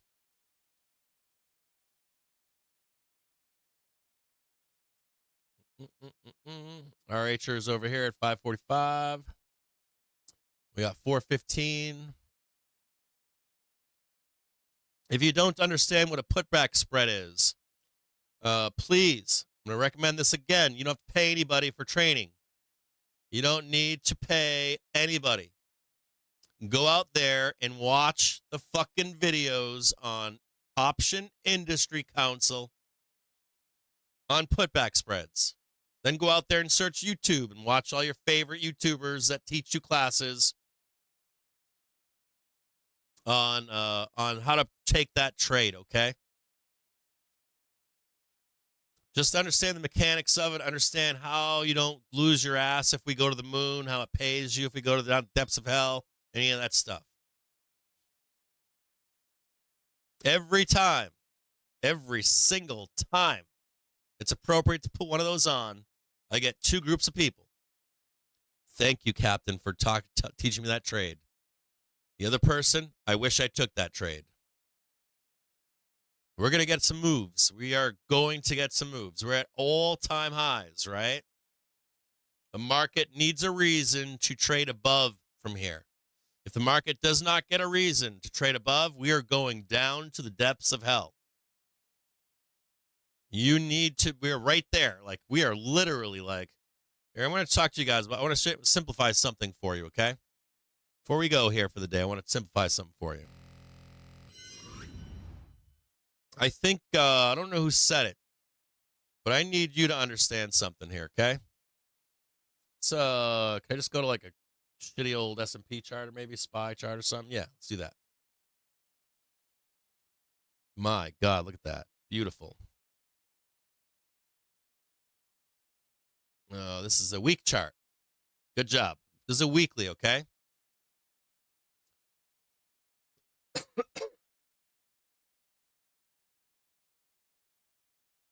We have inflection points in the market.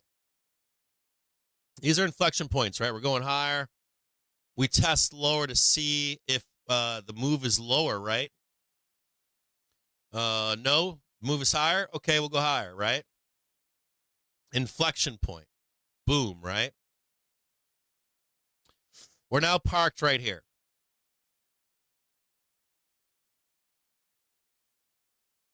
The market literally has no reason to go higher right now. None.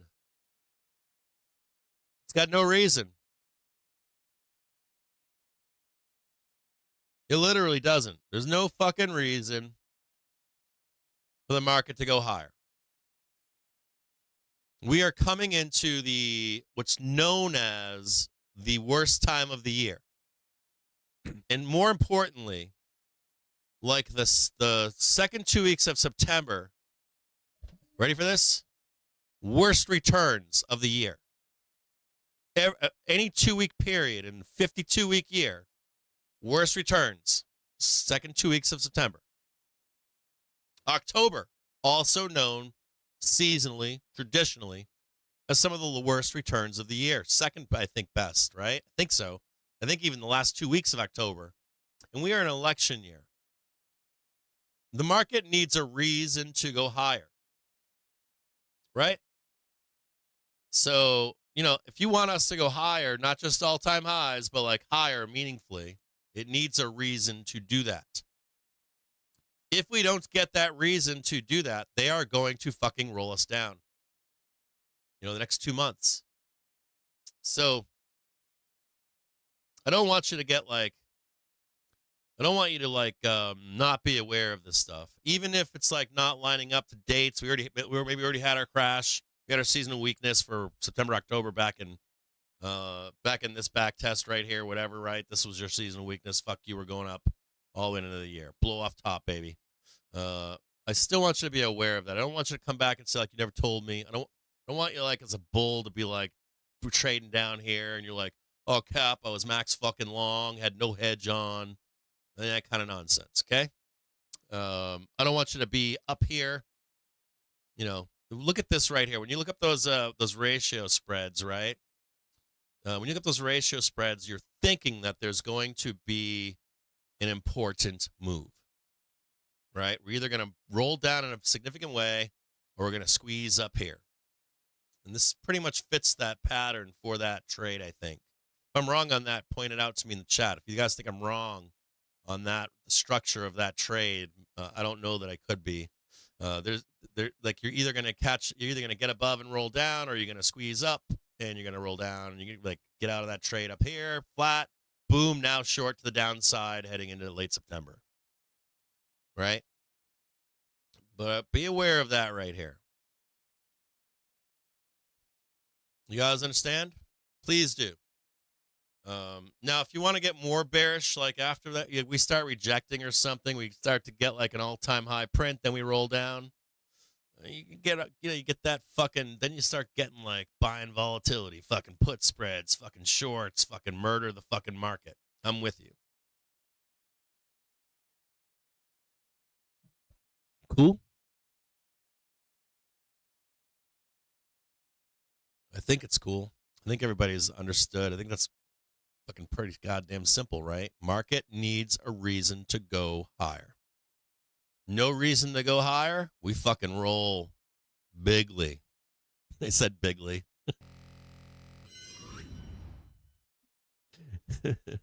So terrible. It's like such a trashy thing to say. Please don't blow yourselves up. Please don't.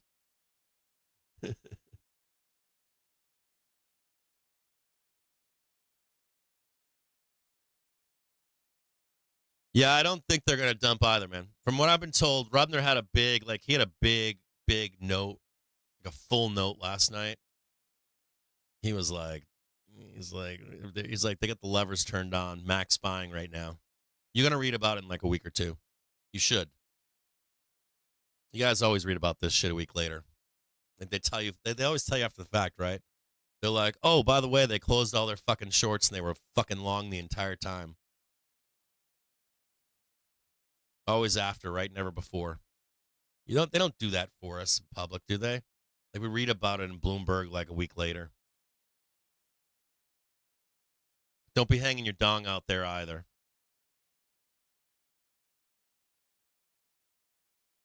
Watching this after hours shit. All right, I gotta go. I'll see you guys. I'll see you guys in the morning. Stream will be up in the morning. I do have to pass some papers in the morning. Stream will be up though. Market brief will be out this evening as well. I am looking for some attempt on all-time highs. If you don't know, you're not a supporter or pro trader, I am looking for all-time highs. We need a trigger, of course, to get to all-time highs.